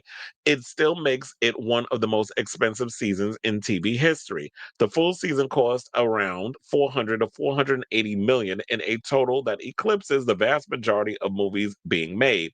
Jurassic World Dominion, even though that was one of the worst Jurassic World movies I've seen in a long damn time, officially holds the budget for the most expensive movie ever made with 465 million net. And even the Stranger Things episode budgets are more than some mid-budget movies. The delay in release of Stranger Things season 5, as well as the reduced episode count, probably has a lot to do with the astronomical scale of the final episodes. But from a narrative viewpoint, this is exciting news, and it promises a suitably epic and jaw-dropping final season with what could be some of the most impressive set pieces ever committed to television. So here's the thing. Stranger Things takes place in the 80s. So you already know, like, having to have that whole 80s aesthetic when you're in the 2025 generation or era, whenever. Well, they filmed it in the 2020s. I don't remember how far back they filmed it, but I remember it took them a year to film this show. 8 episodes. What I'm hearing is all 8 episodes are about 90 minutes to 120 minutes. If I'm not mistaken, I heard the finale episode is 2.5 hours. I could be wrong on that, but I've heard that the finale is 2.5 hours. The finale, I believe, is being released on New Year's Eve, which I probably won't be able to see it because I'm probably going to end up working the Fish concert because they always do a little residency around that time at Madison Square Garden. So I'll probably be working that, but I'll have to watch it after. I mean, on New Year's Day or something or another. But for the most part, I've heard the episode. So it's like people sitting there thinking that okay, they spent all this money and it's going to be like the length of the episode of The Mandalorian, which I already know I get irritated with Disney, where y'all spend all this money on y'all shows and the shows be like 25 minutes. I'm like, so where'd the money go? Is y'all spend more time in the previously on, you know, and, or what was the phrase? When they go previously on, and then you spend like the last 6 minutes giving giving us a whole credit roll of who worked on the stuff. And I'm like, so this is how y'all trying to stretch it out to be 30 minutes? Like, no, I need my money's worth. I need quality. And to me, it seems like, well, I'm kind of gagging over the fact that this is the price tag that they have for Stranger Things.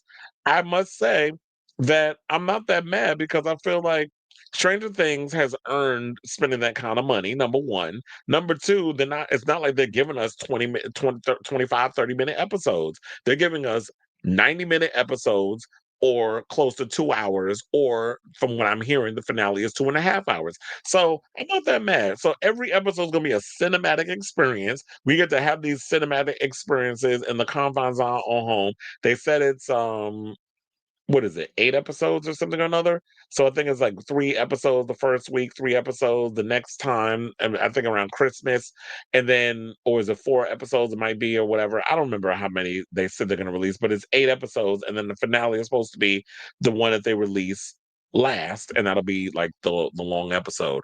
So it's part of the pop culture zeitgeist. We've invested so many years into Stranger Things, and as somebody who has been a fan of the franchise and stuff, and Dustin's one of my favorite characters, also a little black girl. In the front, her little sassy character, she makes me cackle every time I see her. Hopefully, it'll give her a lot more to do in the upcoming final season. I like all the characters from this film, so I'm still mad they killed off Joseph Quinn, but whatever. Eddie Munson had to die, apparently, for this story to move forward. So I'm looking forward to seeing what they're gonna do with this season. And I want to just wait and see like if this will be money well spent when we see this show when it comes out next month.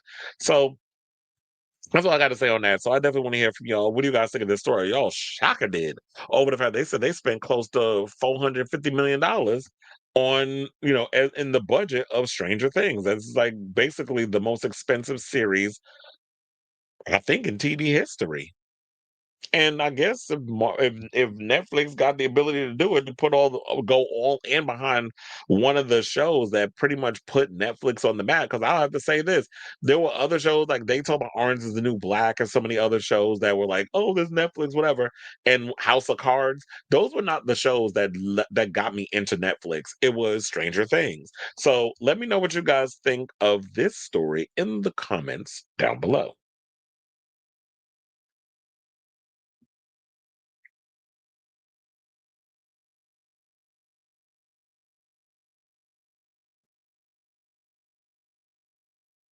Wait, did I miss? Oh yeah. Honestly, I would never go back to a high school reunion. I still keep in touch with about six people from those days, but besides them, not the middle finger. He said, I went to my 20th reunion. I never went to my high school reunion, all that other stuff. I don't care about, I mean, I didn't care enough to go revisit high school people. I was just like, they are where? Back there. They back there for a reason. So I haven't really kept in contact with a lot of I just feel like once I got my 20s, all the people that I was in contact with, it kind of like as I got older, I evolved. So, like when you outgrow people, it just became like that. Part of the reason I was inspired to go was because not Romeo and Michelle High School Reunion. Didn't they tell me they were supposed to make a sequel? It made me curious to see how everybody turned out. And the gays versus the straights, we already know how they age. The 26th is the day before Thanksgiving. I'm so excited for this new season. And I'll be spending my Thanksgiving watching Stranger Things while I'm prepping and putting all that food together. And so I did hear the episodes will be long, over an hour each, and the finale is going to be like 2 hours. I can understand criticism about a show with only 5 seasons, taking nearly 10 years, and how it ruined television. The actors are also all struggling to find work outside of ST besides Millie and Joseph. And David Harbour, we could add him to that. David Harbour is not struggling to find work because he was just in Thunderbolts. He's also going to be, I believe, be in what's the other movie? Well, he was in a lot of movies. He was in the oh my god, what was the name of that damn movie with Jason Statham? He was just in that. Working Man, he was in that. So David Harbour's not struggling. He'll be able to always find work. Um, But yeah, Millie Bobby Brown's still getting stuff. Joseph Quinn's still getting stuff. I know that oh my god, what the hell's his name? The one that was in Ghostbusters. He's been trying to do more of like I'm a screenwriter. I know he came out with a horror film that he wrote the script on or whatever. I think he also co-directed or whatever. I know that's on one of the streaming services. I still haven't watched it. Um Sadie Sink is also another one who's out here doing work. She's in the new Spider-Man movie. We don't know who she's playing, but she's in the new Spider-Man movie, so we'll see if it helps out with her career. So a couple of them will be working. I just feel bad for people like Gaten Matarazzo because I feel like he's about to be like Chunk from the Goonies. Like after that, he's not gonna be able to find no other work outside of that. Because I feel like he played that part so good they can't see him in nothing else. Um, Caleb, I don't know, you black with an Irish last name. I don't know if I see him in anything. And then we already talked about Joel Keery. He can focus on the music. If he can't get acting roles, he'd be like, I can just do music. And Joseph wasn't under the same contract. Yeah, so it was like I guess he came out unscathed because he was one season. The brothers who created got a new deal with that. Well, yeah, and we'll see if they're able to create that magic over there at Paramount. I would say with Netflix, to be honest. Orange and the Black was a good show. After 7 seasons, there was only so much you could do in a prison. Diddy would beg to differ. As I went to high school. Joe Coy, the comedian. I like Joe Coy. First time I ever heard of Joe Coy, my Filipino brother. I saw him on Chelsea lately. That's when I became aware of him. Also, did you know that Joe Keery's ex-girlfriend broke up with him and got with Dalton Gomez a few months later? Yeah, I heard that story. Dalton Gomez is a mess.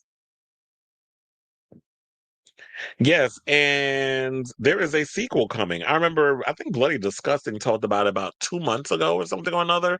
They have a Violent Night sequel coming. which I'm actually looking forward to because I actually like Violent Night. Yeah, they won't say who she is, but she might. I think she might be Gwen Stacy as well. Kayla was a popular fan cast for Miles Morales, but it seems I already said I want Renzi Felice to play him. I want him to play Miles Morales in a live action movie, but y'all gotta hurry up. He ain't getting no younger.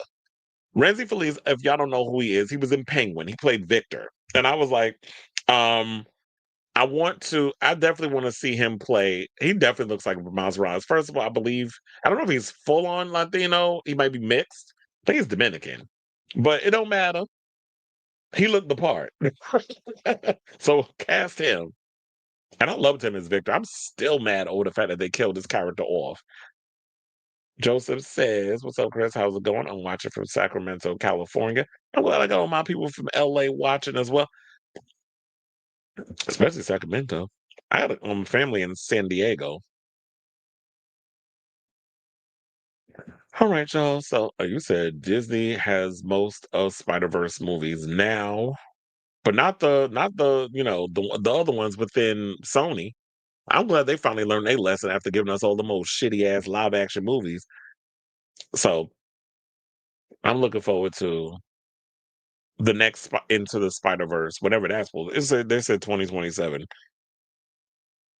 I'm looking forward to that one. Anyway, so but now since we're talking about Disney, let's get into this story with Jonathan Majors. So people are running with this story that Jonathan Majors, who I guess is still playing coy about whether or not he's going to appear as Kang in any future MCU. I have my thoughts on it.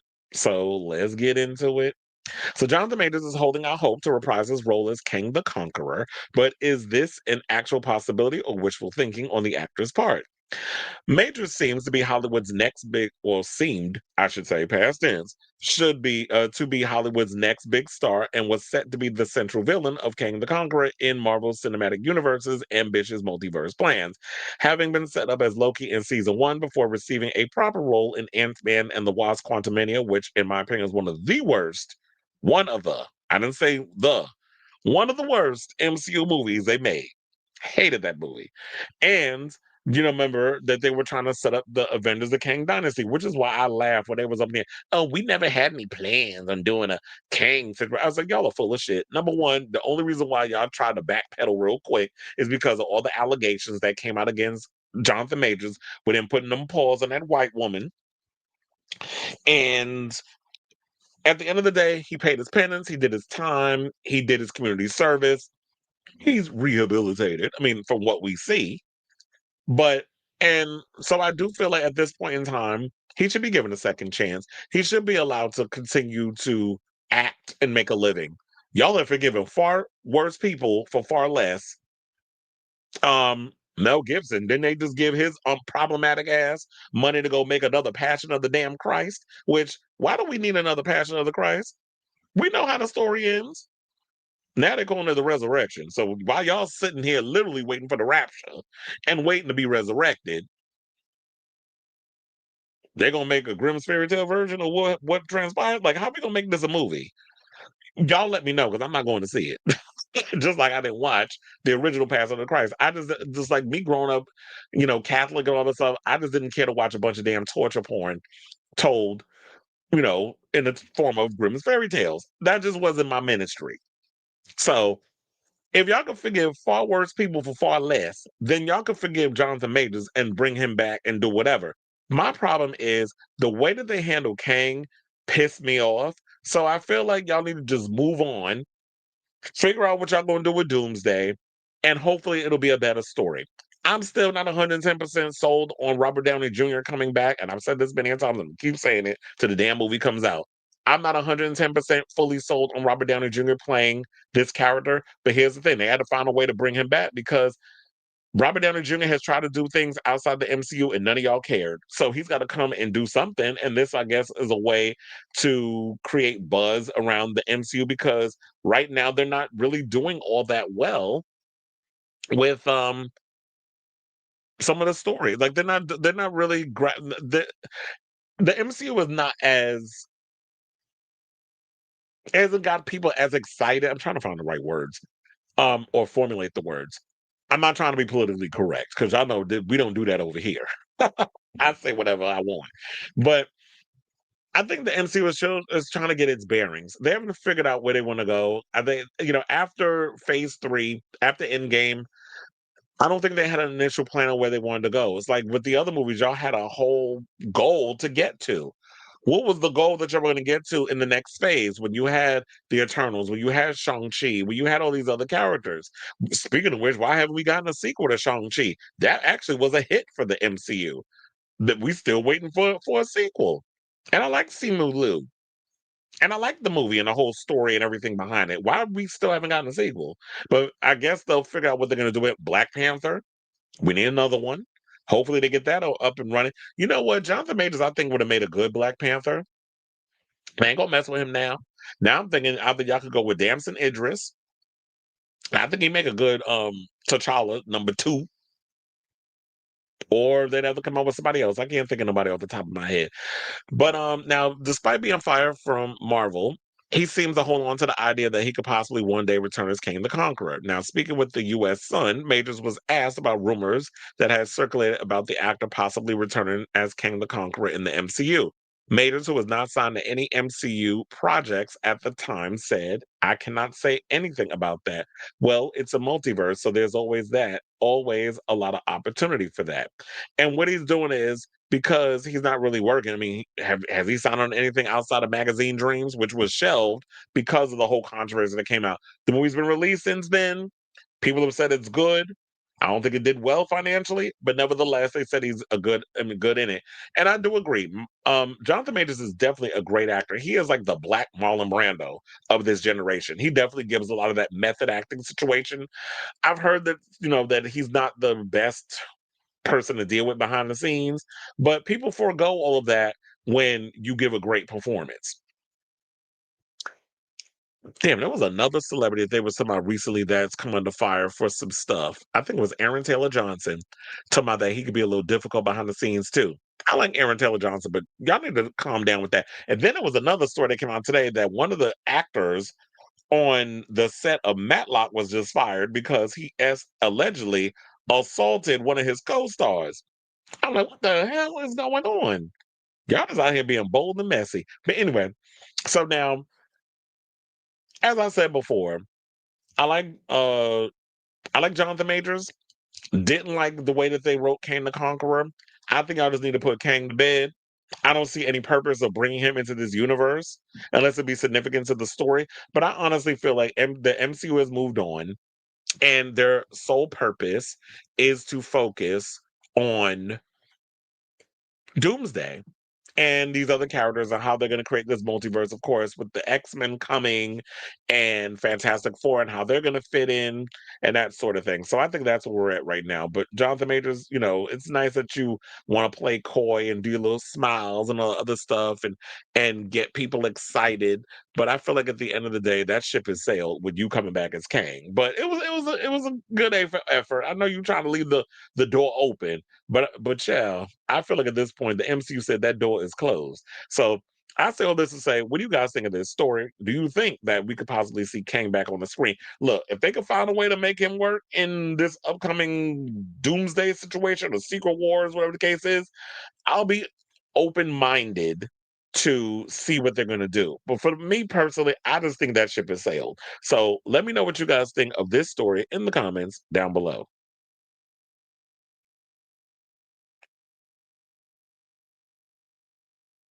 Mhm.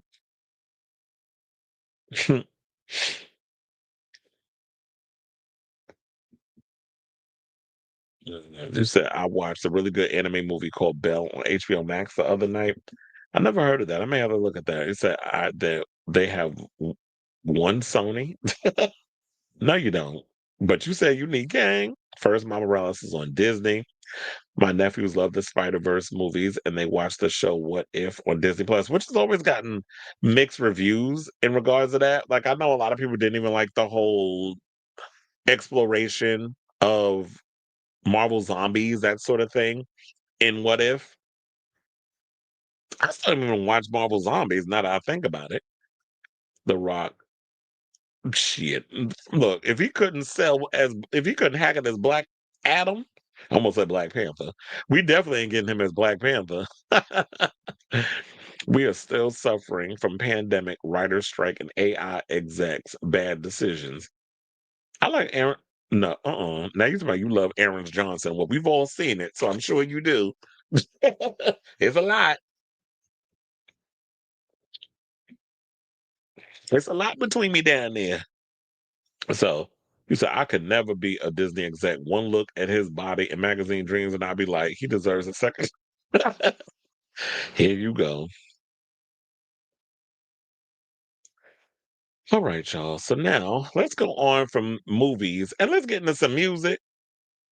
Let's talk about Bad Bunny. So before we get into this whole thing about, a lot of these people, they selective damn outrage in regards of Bad Bunny and the whole Super Bowl situation, I do want to congratulate him and give him a little praise for a second. So shout out to the Bunster, Mr. Benito. Let me pull up his Instagram or the Instagram from Billboard because the Billboard is literally about to celebrate him as one of the top Latin artists of the 21st century, which some people was like, I heard somebody in my comments, it ain't him, it's Shakira.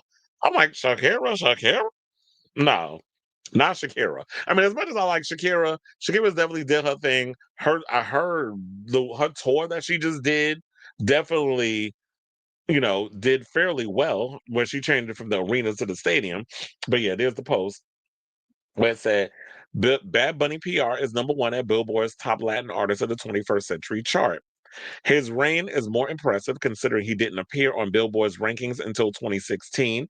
He tallies over they say his tallies over 2,000 to 24, 14 number ones on Hot Latin songs, and 8 on top Latin albums. The 25-year retrospective is based on performance on the top Latin art.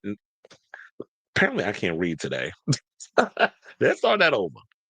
The 25-year-old retrospective is based on performance on the top Latin albums and Hot Latin Songs charts from January 2000 through December of 2024. So they have more details on the link in bio. Then somebody wrote Shakira es más grande. And it seemed like people was just mad or whatever. Everybody keep talking about Shakira. I was like, okay, get over it. So while everybody else is out here saying it's Bad Bunny, and that's why I said I had people in my comments talking about, oh, now that Bad Bunny, it's Shakira. So, and then people were mad because they talking about Latin music is dead. I don't know in where on what planet is dead, but not in my house. So yeah, so there's that. Now also, hold on, because I got more to add to this story. So, and this is courtesy of Billboard and Telemundo. They basically announced this. He's going to be recognized as the top Latin artist of the 21st century at the Billboard Latin Music Awards. They said the prestigious honor is based on his unparalleled achievements in Billboard top Latin albums and hot Latin songs. The award ceremony will take place on October 23rd at 8 p.m. from the James L. Knight Center in Miami and will be broadcast on Telemundo. So if you guys are interested in checking that out, you could definitely check out his performance on but yeah, now everybody keeps that's what I was thinking because when I was looking at the whole situation, everybody was sitting there trying to be like, it's not him and Shakira. Everybody's was like, really? So we got a lot of people in the comments that are hating. I don't know if these are actual Bad Bunny haters or it's just people who are just deciding to troll because of him being attached to this whole uh Super Bowl halftime situation. So that's what I'm feeling like. I can't even tell if these are people that are just hating for the sake of hating, or they just like, okay, they don't feel like he deserves it. But it's up to them at the end of the day. Do awards and all these things, do they hold the same weight as they once did? I just feel like they really don't. I mean, I'll watch and see the show out of curiosity. And I guess this is ways for people to bring in the ratings. Maybe they feel like that Bad Bunny brings in bigger ratings than Shakira, even though Shakira is an icon. Shakira been making music since she was a teenager. So Shakira will always be that girl, but we can celebrate both. So They said he has become a cultural icon, breaking barriers in fashion, film, and music, from co-chairing the Met Gala to collaborating with soccer megastar Leo Messi, who was at my job actually a couple of weeks ago. They did a soccer thing at Citi Field, and he was there on a groundbreaking Adidas partnership, as well as starring in film projects alongside acclaimed directors and actors. Bad Bunny also graces the cover of Billboard's October issue 14.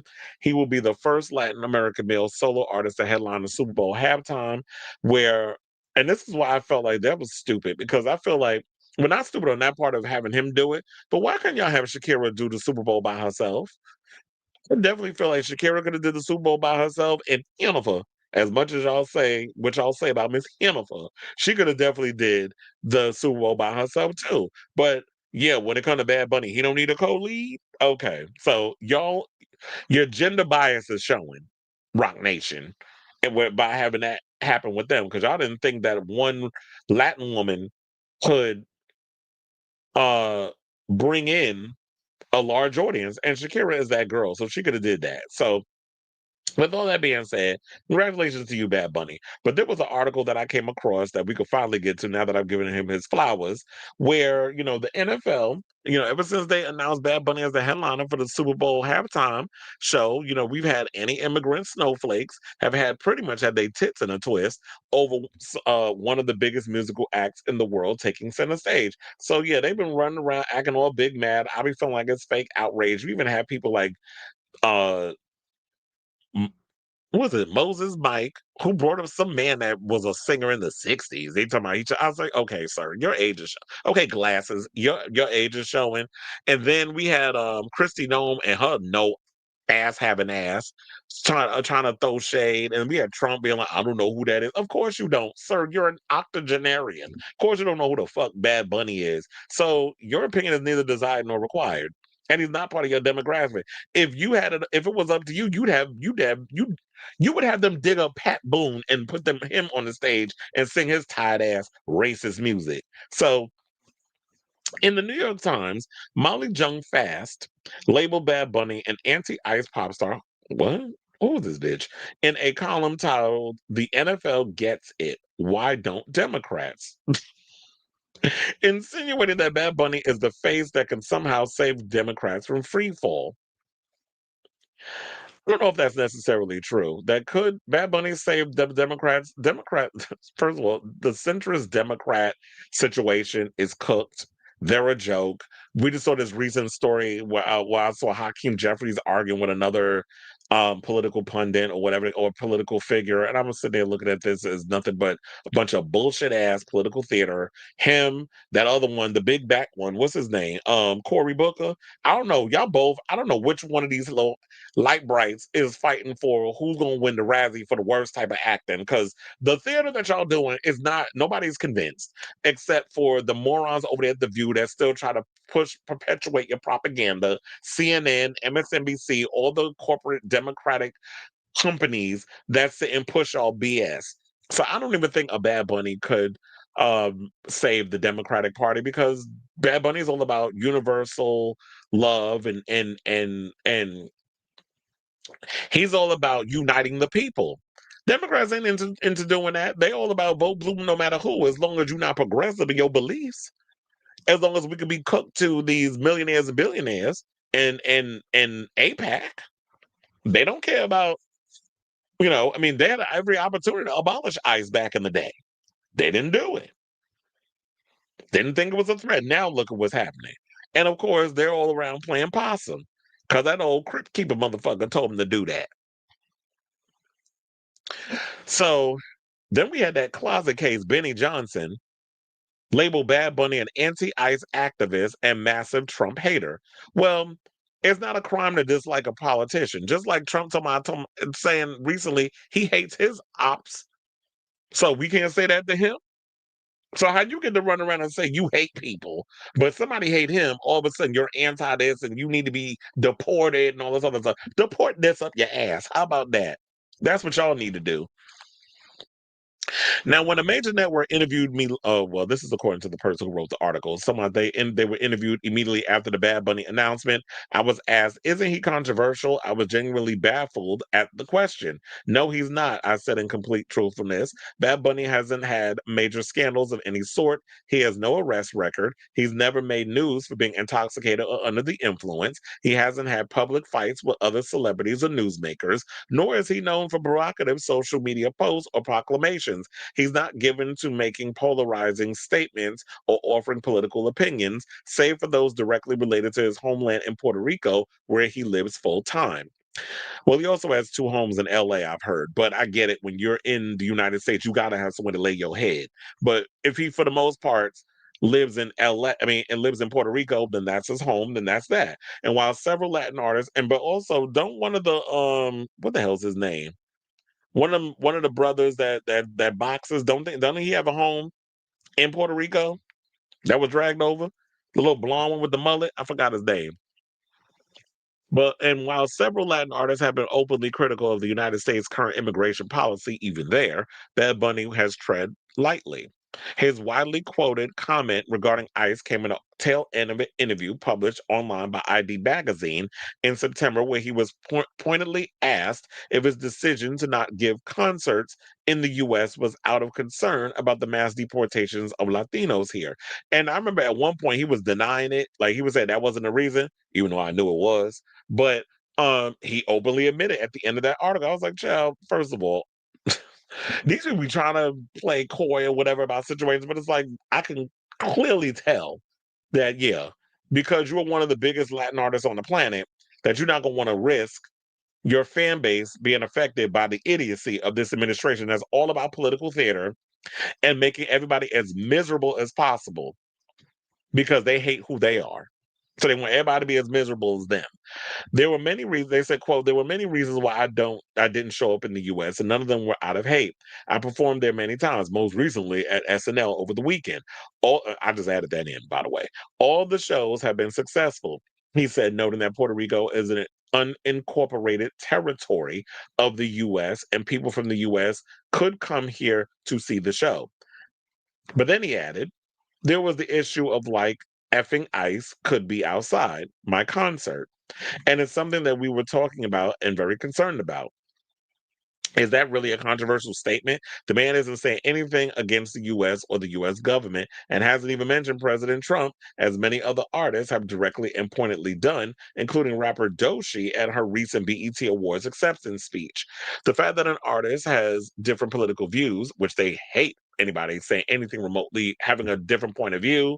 They want people to be like the Borg. They want one track mind. You got to think all of a sudden resistance is futile. That's what they think.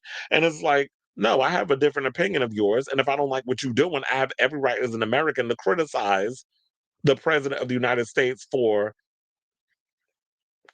the lack in trying to actually help people get the help that they need.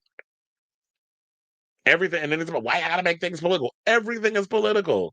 This current administration for the past 10 years, even when they wasn't in office, when Biden was running shit, they have found ways to politicize everything. Everything now is politicized.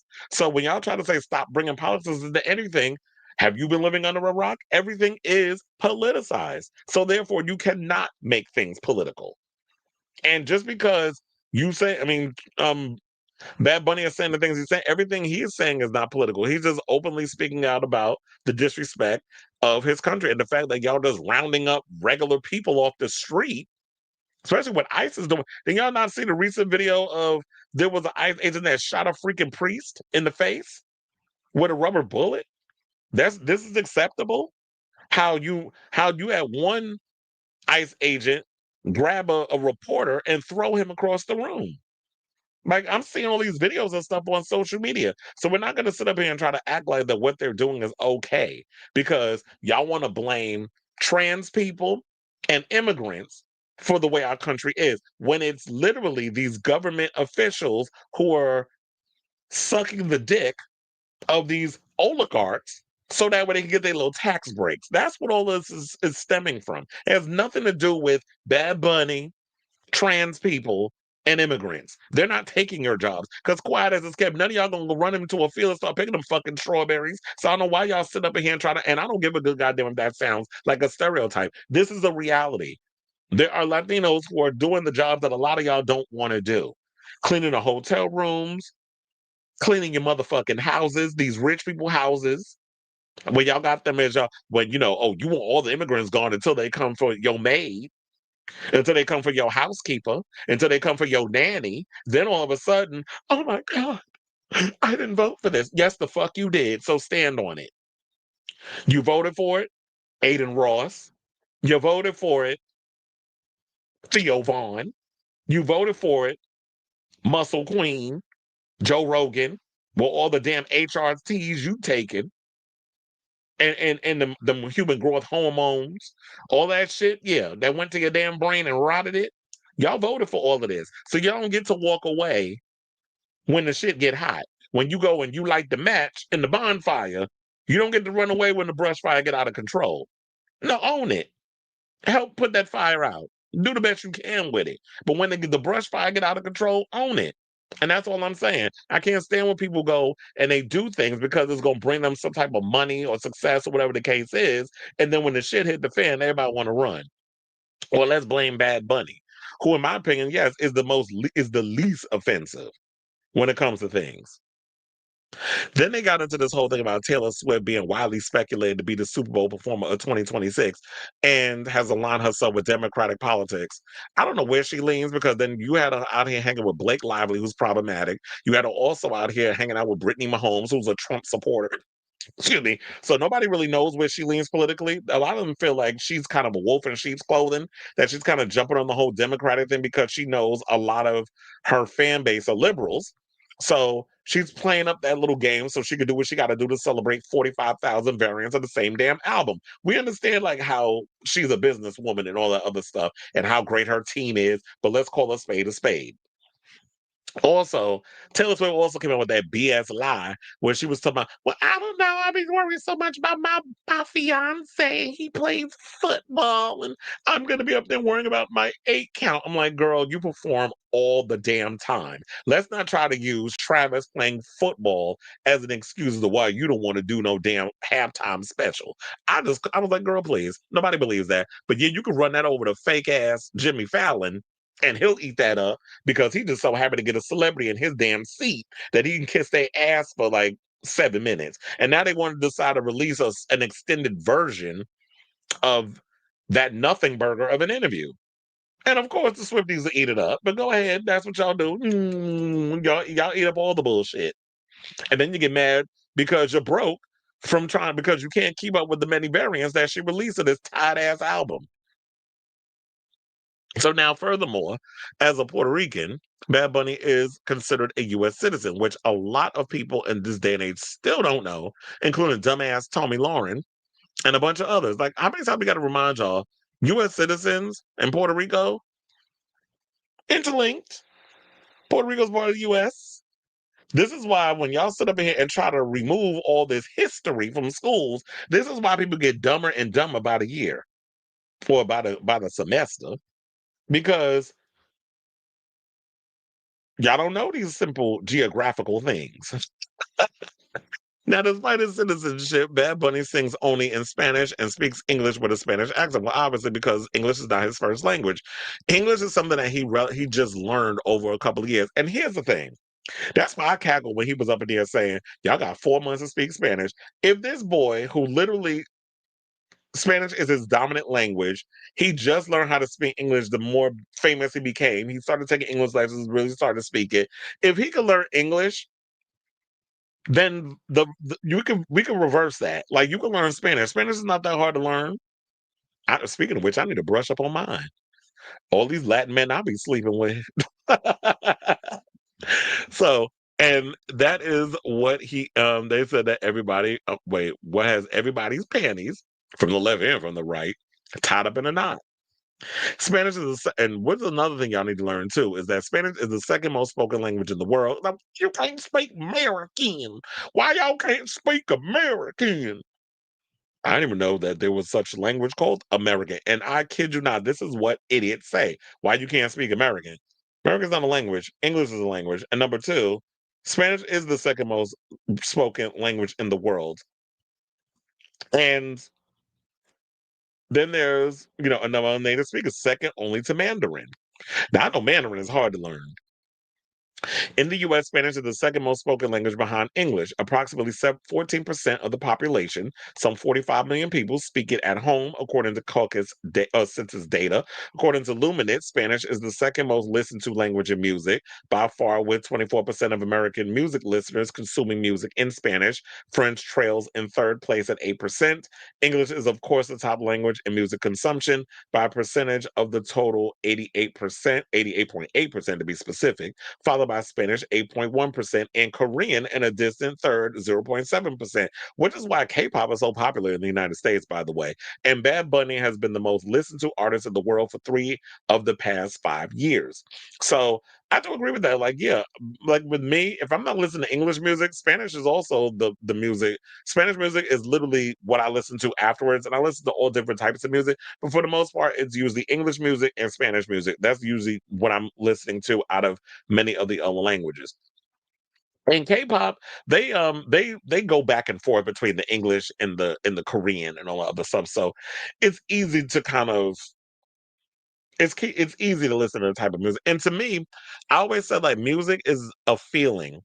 It's not even about the language. It's about how the music makes you feel, which is why they always say music is universal. Music, out of so many other things where politics and everything else is used to divide people, music is the thing that unites all of us. And I think that's why people relate to music more. I side eye people when they say I don't really listen to a whole lot of music. I'm like, I think you got like serial killer tendencies if you're not somebody that uses music or whatever the case is, any kind of arts to calm you down or to relax or do whatever. Like if I don't really listen to a lot of it, then what the fuck do you do? Because I'm like, I can't be bothered with somebody that is not that don't listen to music or whatever. So people do look down on Spanish, and I think that's what it is. I think the reality is it ain't got nothing to do with his politics, whatever cases, because like they said, Bad Bunny is not somebody who is very offensive in a lot of stuff that he says. But I think the problem is because he's somebody who speaks Spanish, and people are just ignorant in that way. And then this person that wrote the article said they lost a job as a DJ for a classical music station in LA of all places because a listener called in to say she couldn't understand me. Well, bitch, clean the wax out your ears. That's what I would have said. M- Um, and to me, like, look, if I had children, truthfully, I would be like Madonna. My kids gonna speak English, they're gonna speak Spanish, they're gonna speak French, they're gonna be speaking all these languages. I want to have my children gonna be smart as hell, and I want them to be multicultural. And I want them to be, and that was one of the things I loved about like me growing up in Brooklyn and being a melting pot of so many different people, the languages and things of that nature. And growing up, going to a gifted and talented school, it's like my mother was like, I don't want y'all to just be around one type of person. I want y'all to be around so many different cultures and that sort of thing. So that way you can learn to be around so many other people and learn diversity and all these other things. So I was glad that I had open-minded parents where they were just like they wanted me to not be afraid of people who were different, that they wanted me to embrace different cultures. And I think that's always what got me interested in people and different cultures and all those other things because of the way I was brought up. And I know I wasn't, my story is not everybody's ministry, but I just wish that a lot more people were more open minded. So at the end of the day, I'm excited for Bad Bunny to be performing at the Super Bowl halftime. I'm definitely going to be looking forward to it. And maggots, stay mad. So I say all this to say, what do you guys think of this story that I just read you all about the whole Bad Bunny thing? What do you think is the reason behind um, why people are hating on Bad Bunny and this whole situation, him performing at the halftime special? So whatever your thoughts are, let me know in the comments down below.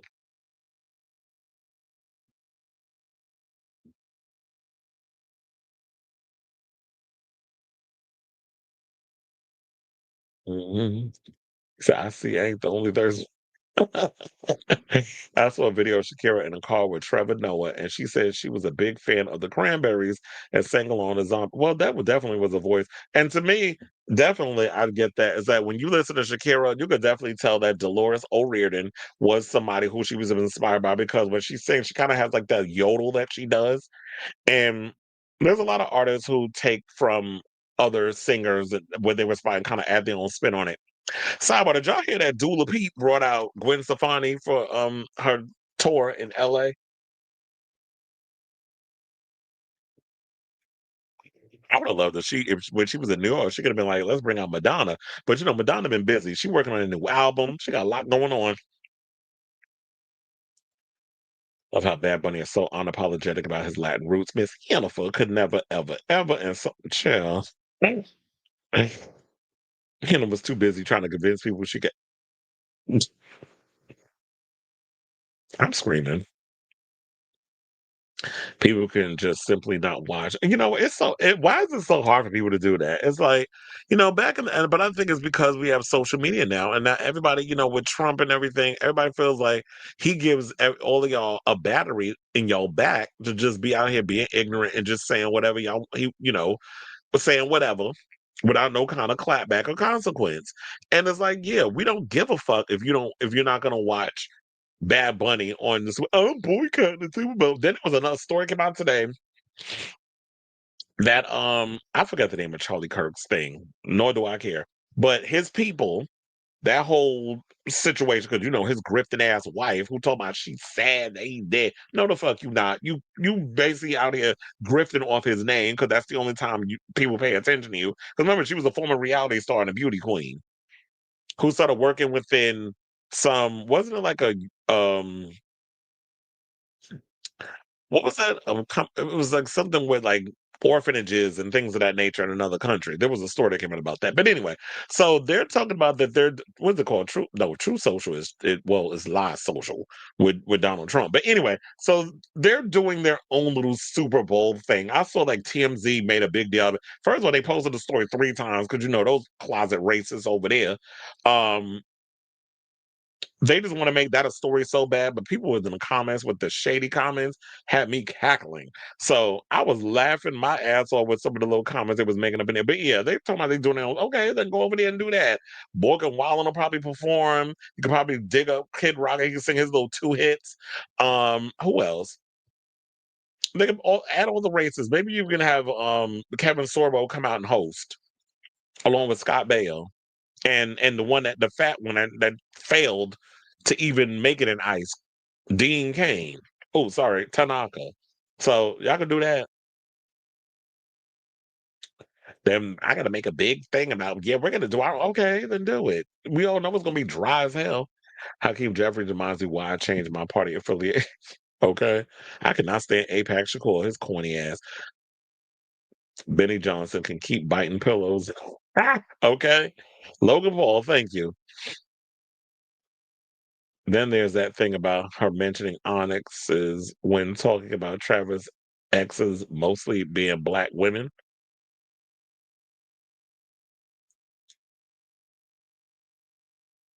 Yeah, because he got up in that black coochie and he couldn't come back from that. Now Taylor trying to overcompensate.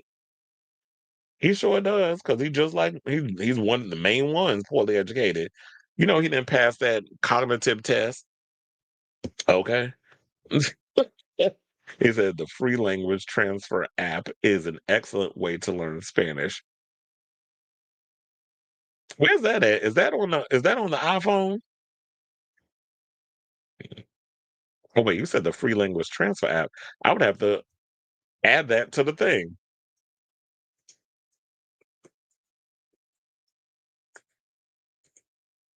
Hmm. It's like, how I never heard of that. It's like, yes, that is the way you can learn Spanish. Because look, bitch, if they keep it up with this country, I might have to move to Spain with some of my friends, and all that trade out there, honey. It's like, um, I wouldn't mind being a part of that. But you say it's free. Oh, if it's free, it's for me. I'm gonna definitely use that. Taylor has a lyric about endless onyx nights on the new album, but when I heard it, I thought she. You said the nice and note. She was talking about something else. All right, y'all. So now let's move on because we was talking about Madonna a little bit. Let's talk about Donta, who y'all know is working on the new album, well, the comeback record titled "Confessions on a Dance Floor Part 2." But before we get into this news about how there's this rumor situation going around her putting together her upcoming tour, let's get into this tea about the Bedtime Stories EP that's coming out next month. So let me pull that picture up so y'all can see what it looked like. And I have to say, I'm definitely liking the overall aesthetic of this one. I feel like she about to give us way more with this than she did with the previous EP that she gave us that I was pretty much disappointed in. The Veronica Electronica. I was a little upset about that. Now, I already had the songs, all that stuff. It was great to have it in one place, but I felt like they really didn't put as much effort into it as it seems like they're putting into this Bedtime Stories EP that they're going to give us next month. So, according to the reports, because she reported it today, Madonna will belatedly mark the 30th anniversary. Child, I can't with these numbers. It makes me feel so old. But the 30th anniversary of her 1994 album, Bedtime Stories, with an EP boasting early demos, alternate mixes, and remixes. Bedtime Story, The Untold Chapter, is arriving on November 28th, features 8 of the album's tracks in alternate form, including new mixes of the singles Secret and Human Nature, demos of one of my favorite songs, Don't Stop, and a short mix of Freedom, recorded during the Bedtime Story session, but ultimately released on a 1997 Rainforest Benefit album. Madonna's long rumored unreleased demos for bedtime stories like Right on Time, Let Your Guard Down, and Love Don't Won't Wait, which were ultimately recorded and released by Take That's Gary Barlow in 1997, will also make their debut on The Untold Chapter. Now, ahead of the EP's release, Madonna has shared her original demo edit of Right on Time. So yeah, that song is actually available on YouTube if you want to hear it. The EP will be available digitally as a standalone vinyl. I'm definitely gonna get that vinyl. That vinyl looks good, as well as accompanied by the. And I already heard Michael Karponsky said that he already spent like 100 something on dollars. I was like, he already spent the coin on getting it on the pre-sale. So um, and then it's as well as accompanied by the original Bedtime Stories as part of a 2 CD reissue. Bedtime Stories itself will also be issued on silver vinyl on November 28th. All formats are available to pre-order now. Now, here's the thing what I want to say. Bedtime Story, and I believe I've told y'all this story before. Bedtime Story is actually the first Madonna album I was able to buy with my own allowance money. I had never been able to buy a Madonna record, but this is around the time when the album came out. I was at an age where I was like, okay, I'm making the money or whatever here and there. Like I was doing like summer youth jobs, and also I was getting allowance at home. So I'm like, excuse the little money I had. I was a little $200. Child, I thought I was rich when you were a teenager. And you got $200 that you make from your little check, and you thinking you rich. But it's like you're young, you got your own money, you're just so happy. So I went to the store and I think it was Virgin Mega Store, went and bought it. And as either that or Tower Records, it was one of them.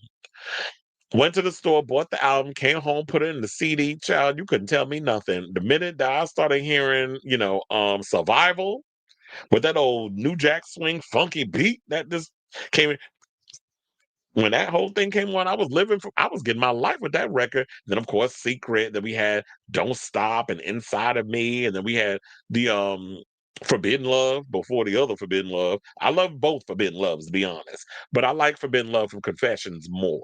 And I think it's because the performance from the Confessions tour basically made me like that song even more. But I always liked it because of production. But anyway, so I was excited when I got this record because it was like, yeah, I was able to spend my own money and stuff on it. So I'm looking forward to this record. To me, I feel like because of the whole Veronica Electronica thing, I think the reason why that record suffered, now that I think about it, is because there was no big announcement of her being officially back with Warner Brothers. So now that the Warner Brothers, she has reunited with Warner Brothers, I feel like now it seems like they really put their effort, they put their foot in this whole situation regarding the promotion, the songs, the remixes, a lot of the stuff. Like this really feels like a proper rollout for them digging into the vault. Me being greedy, I kind of want more songs than the 8 they're gonna give us. But for the most part, I'll take this until we get the new album. Now, speaking of the new album, let's get into this team that's been coming out regarding the upcoming album. And now they're saying that Madonna is planning a world tour around the new album, which would make sense because I could definitely see her put it together. Because here's the thing: when you're putting together a record, when you're doing all of that planning and you have an idea of what you're going to do, of course you're also thinking about what the visuals are going to be. You're coming up with ideas, you're putting them all together, and you're going to be working on trying to put together this show.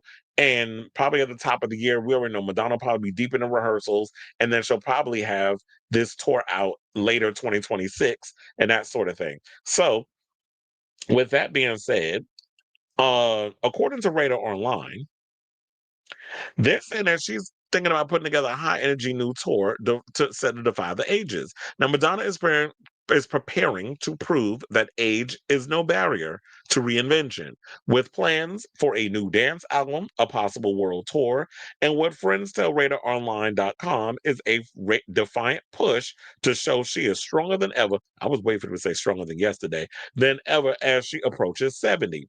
She's 67. Relax. It's like y'all got her at 70 already. But I guess by the time she probably hits the road, she'll be 68. Because I can't imagine that, if we get in the new album, which will be at the top of 2026, that she's gonna well look. But then again, Lady Gaga came out with Mayhem, and then they threw together something relatively quickly. And this is being called her best, one of the best tours of her career. So it probably won't take long for her to put something together because they probably had it cooking up for a long time. Now, the pop icon, who turned 67 in August, announced her first studio album in 7 years earlier this month. Her record due for release in 2026 and said to be a return to the euphoric sound of her 2005 hit Confessions on a Dance Floor. Marks her most ambitious comeback since recovering from a near fatal health scare 2 years ago. Now, in regards to like the rumors regarding Confessions, I am hearing rumors that it could be a hybrid of Ray of Light with a bit of Confessions thrown in. And then on top of that, look, I'm gonna show y'all this picture because remember Madonna, and could I possibly believe this story to be true? I could, because remember, this is Madonna in 2004 on the left during the reinvention tour, and on the right is a picture of her doing the same pose this year. So she getting her core strength back up.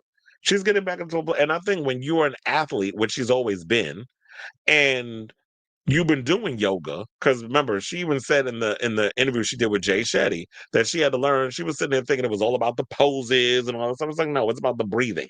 The pose is just the extra icing on the cake, but it's about the breathing exercise and breathing through those, like centering yourself and all that stuff. So it's not about trying to be a bit of a show off.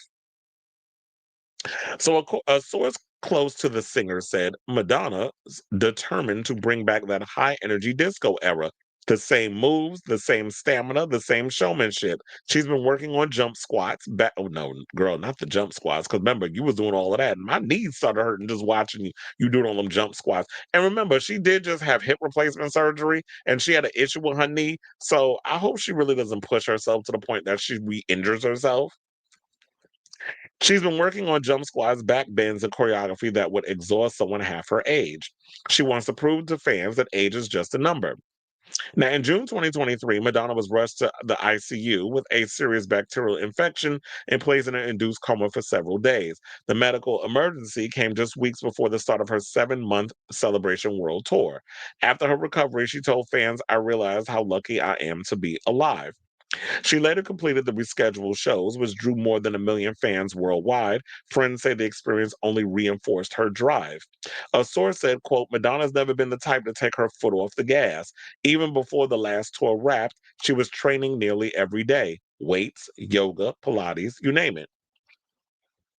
When she got ill, she had to stop briefly, but for the moment she recovered, she was back to rehearsals. She determined to recapture that peak energy. Those close to her say there is admiration, but also concern. One insider says those closest to her are worried she's pushing herself too hard. She's unbelievably focused, but she doesn't know when to stop. She wants to be in top condition for another major tour, which is a huge physical demand at her age. Her friends admire her determination, but they wish she slowed down a little. And I think that's what she needs to realize as well. What you need to realize is when you were going through what you was going through with that, I think that was the universe telling you, ma'am, slow down, relax, calmate. Like you need to take a moment and not overexhaust yourself because when you did that before, how did you end up? You ended up in the ICU. You almost ended up you saw the other Madonna, your mother, on the other side was telling you to come to the other side. You was like, no, bitch, I'm not ready. And then you went back and you screamed no. Remember, that was a story she told the Jay Shetty podcast.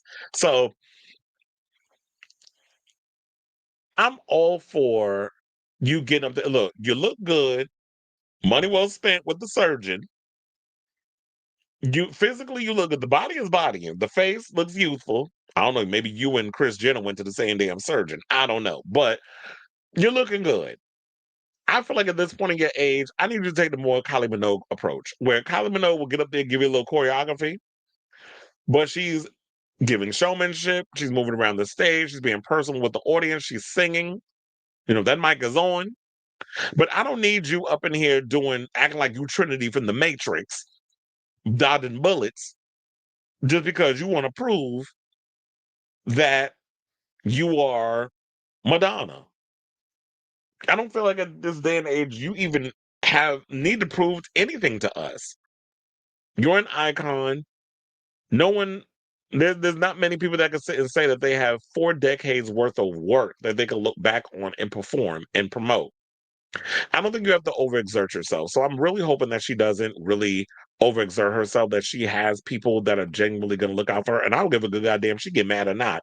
I just need somebody to be in her ear like, mom, calm down. If it's one of her kids or somebody, I don't know if it could be anybody on the payroll. But if you're on the payroll, it's hard for you to tell somebody who's your boss to bring it back a little bit or not to overexert yourself. But I hope this is a lesson learned. We know that Madonna is somebody who is hella ambitious, that works hard and wants to and has a lot to prove.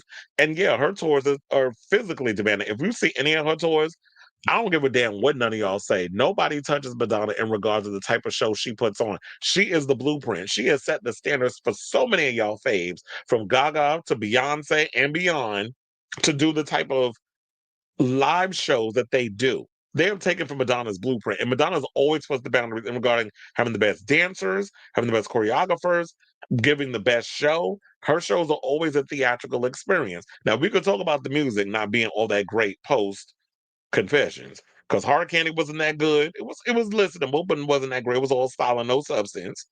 Rebel Heart was a bloated mess. Madam X, I can't. um, MDNA sounded like basically dated EDM. And so she hasn't really given us a lot of quality. I feel like that Confessions Part 2, which is the working title, is going to be a reset. Her coming back home to Warner Brothers is a reset.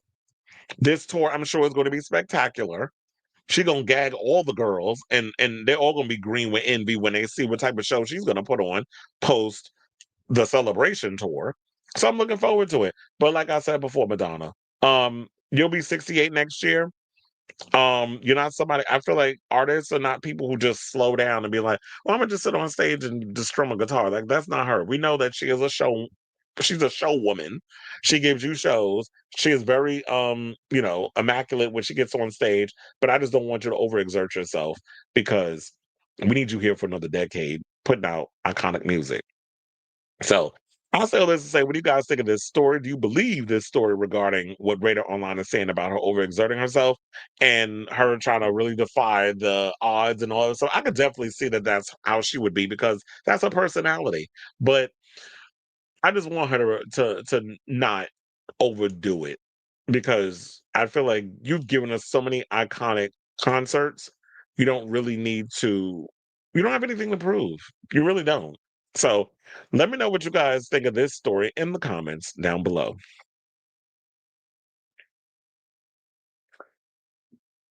Right. So let's see what the people are saying.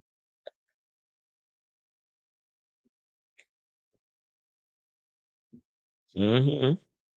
This is already better than the Frozen EP. Okay. We got the demo right on time, which was surprisingly short. Super, super excited to hear the unreleased songs. I noticed a lot of fans rank bedtime stories towards the bottom. Bri- Y'all are bugging. First of all, I love bedtime stories. And like I said, it's because that was the first Madonna album I bought. Human Nature, Love Tried to Welcome. Oh yeah, Love Tried to Welcome Me was another album. I mean, song that I love. Inside of Me. Why am I blinking on IRBYL and the title track or Chef's Kiss Perfection? First of all, that was a lot of time when she was kind of not only just messing around with like new jack swing, R&B, that sort of thing. She was also dabbling in electronic music. That was like the first stages of it. I wish we were getting the demo for Something's Coming Over, Shep Pettibone's demo of Secret, which was a house track. Oh yeah, I remember hearing that. I remember hearing those remixes and stuff in the club. They definitely need to give us that. He said, but I heard he wants too much money to get this chair. And Madonna is like, mm-mm. Well, we'll just keep it in the vault if you're trying to be greedy. MDNA was the least Madonna record because there were so many demos of other people singing the songs. Hmm. Yeah, MDNA, I didn't particularly care for it. I will say the tour saved that record, but for the most part, that is not a record I jump back into. And I think that might have been the first time that Madonna was like, you know what, I'm gonna just, a lot of people sending me demos. I'm gonna just listen to those, work them, and whatever. But it wasn't like I don't feel like her MDNA's DNA was all over that record. I'd rather be a lover. I don't know why that did not come to me. Oh, I love that song, Michelle the Cello, bitch. That is definitely that is definitely a song that I love. Oh, she having. Did y'all see the AI videos that they got out with all the dead people? They had one with Tupac and Bruce Lee sitting in the back of a vehicle. Then they had him having a conversation with Biggie. Then they like so, and then they had one with Michael Jackson. Y'all doing too much with these AI videos. All right, y'all. So now let's get back into the show. And let's talk about Vicky B, aka Posh Spice, aka Victoria Beckham. Because I don't know if y'all seen it, but her docuseries has aired on Netflix. And y'all already know Victoria, who was then Victoria Adams, was the chicest member of the Spice Girls. But now she is opening up about a lot of what she was going through during her career and all the other stuff. So we're gonna break down some of the highlights of the documentary if you have not seen it. So it is three parts. It was directed by becoming filmmaker Nadia Hallgren. It gives viewers a front row seat as Victoria mounts her most ambitious fashion show to date, while also looking back on all the ups and downs of her ever evolving career. Now, featuring raw and honest interviews with Victoria and David Beckham, as well as fashion icons like Anna Wintour and Tom Ford, Victoria Beckham depicts Posh Spice as you've never seen her before, often taunted by tabloids for her unsmiling demeanor. Victoria shows off her sense of humor and gets real about some of the most difficult parts of her past, including struggles with an eating disorder and almost losing her fashion business entirety. So, in the documentary, she talks about how she was bullied growing up. A lot of people thought that because she's posh and the way she carried herself, that she was popular. And she said, no, I was the uncool kid at school. That's awkward. And she said that she was definitely a loner and was bullied. She definitely gave me like loner tease. She said, I just didn't fit in at all. But when you're on a stage for that moment, you're someone else. And I didn't really want to be me. I didn't like me. Now, even when her parents were able to afford to send her to theater school, her social struggles continued. She said, I started getting a lot of criticism about my appearance, especially when it came to her weight. But when she landed the audition for the Spice Girls, which she sang Mind Her from the musical Cabaret, her entire life seemed to change overnight. And then she go and there was another highlight was that basically transitioned from Spice Girl to full time mom. Now, after 6 years of being on the top of the charts, with the Spice Girls. They broke up in 2000. Victoria, who had been dating fast rising footballer David Beckham since 1997, gave birth to her first son, Brooklyn, in March of 1999. He and David married 4 months later and moved to Manchester to be closer to his club, but Victoria struggled with the transition. She said, when the Spice Girls finished, it was so extreme.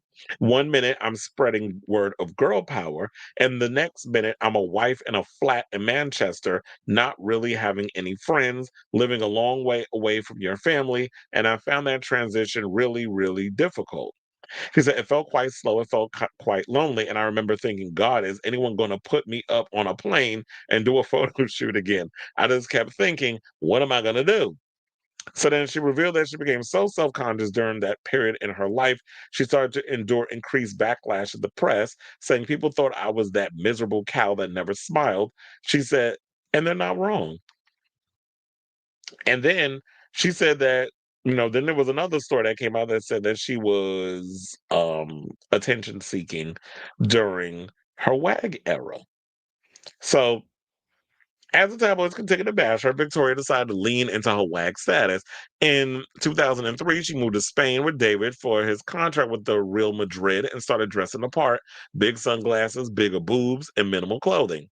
Saying, quote, I look at those pictures and I smile, but when I look back and think why, I suppose there is an element of attention seeking, if I'm being completely honest. It was at a time that I didn't feel creatively fulfilled, so it's how I stayed in the conversation from Spice Girls to WAGs. I didn't realize it at the time, but I was trying to find myself. I felt incomplete, sad, frozen in time, maybe. I was appreciative of what I had, but I needed a sense of purpose. And I remember saying to myself, if I ever get an opportunity again, I'm not going to lose it. That's when Victoria turned to fashion. When David signed with the LA Galaxy in 2007 and the family moved to LA, she gained a bit of her confidence back and asked for a meeting with designer Roland Mouret. In order for Victoria to be taken seriously by the fashion world, she said we had to kill the WAG.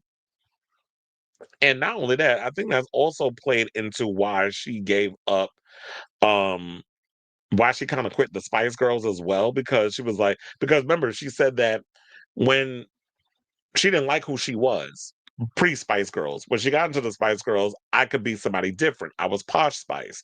So while I wasn't posh and I wasn't cool and I was the chic girl, I mean, I think she had those ideas. But once she got to be a part of the Spice Girls, she could execute that.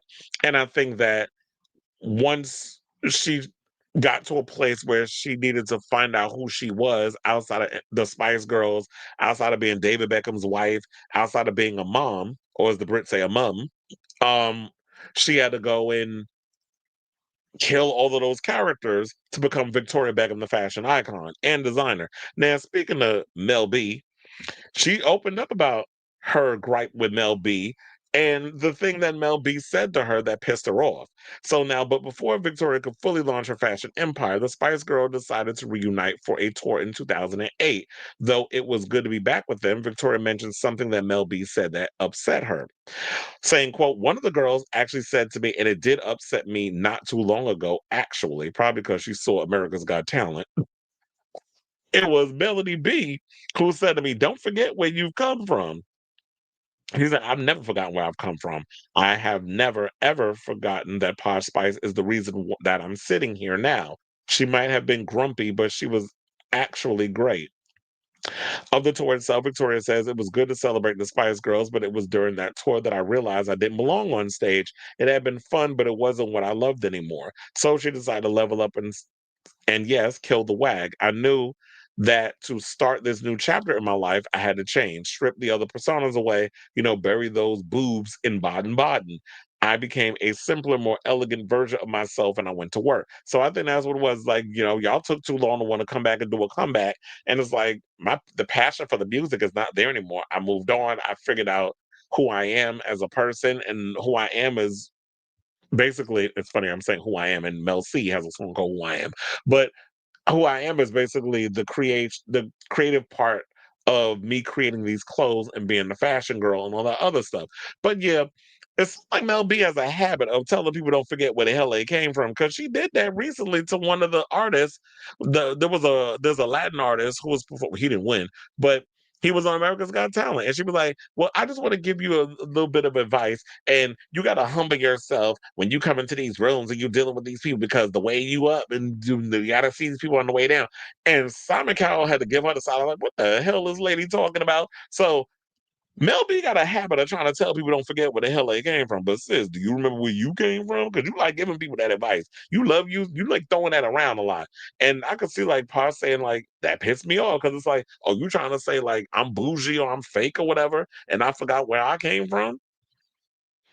I wonder if this is around the time Mel B was getting her ass beat by that husband, but that's neither here nor there. Now, then they also got into her fashion line and saying that it being successful would have been slim, where she started her self-named fashion brand. The cards were stacked against her because, of course, you don't have prior experience in the industry. You're a footballer's wife. You're from a pop girl group called the Spice Girls, which people kind of consider that manufactured pop already has like an ugly stain attached to it, or say a negative stain. So yeah, you jumping into uncharted territory, and you know how snobby the fashion industry is. So that's a big risk. So in 2008, she debuted her first collection showing 10 dresses in a hotel suite. David wasn't even in attendance, though he helped set up the brand financially because she didn't want celebrities there. Though success was slowly coming, Victoria knew she made it when she saw Madonna wearing one of her dresses, and W Magazine and Vogue editor Anna Wintour finally attended one of her shows in 2011. I was skeptical, Wintour says in the doc. I think we can all be a bit snobby. I did not say that in the fashion business and think maybe this is a side gig, but Victoria was one that totally proved us wrong. Then she gets into talking about her eating disorder, which I guess we'll just go back to this one because she looked a little skinny on the right. Victoria gets extremely candid about her lifelong struggle with disordered eating, which worsened after she gave birth to Brooklyn in 1999 and adjusted to motherhood, saying, I was weighed on national television when Brooklyn was 6 months old. Get on those scales on television. Have you lost the weight? And we laugh about it and we joke about it when we're on television, but I was really, really young and that hurts. And that also, like, thinking about that, you don't realize, like, we kind of brutal towards celebrities back in the day. Oh yeah, get on that scale, you cow. Let's see how much weight you lost. We put so much pressure on women. You realize like they feel like being a size zero like that's not even a size. Like how is there a size zero? Like that means you're non-existent. But apparently in the world of fashion, zero is a size. So yeah, that has got to be hurtful, and you don't realize that that stuff stings with you because it's like even not only women but men deal with it too. When men have eating disorders, when you have people, oh well, you getting bigger or whatever the case is, and maybe family members don't mean anything by it, or people that are in your circle don't mean anything by it, but you got to realize that shit resonates and it sticks with you, and then that's where a lot of times eating disorders come about. Never considered an eating disorder because I don't like the taste of vomit.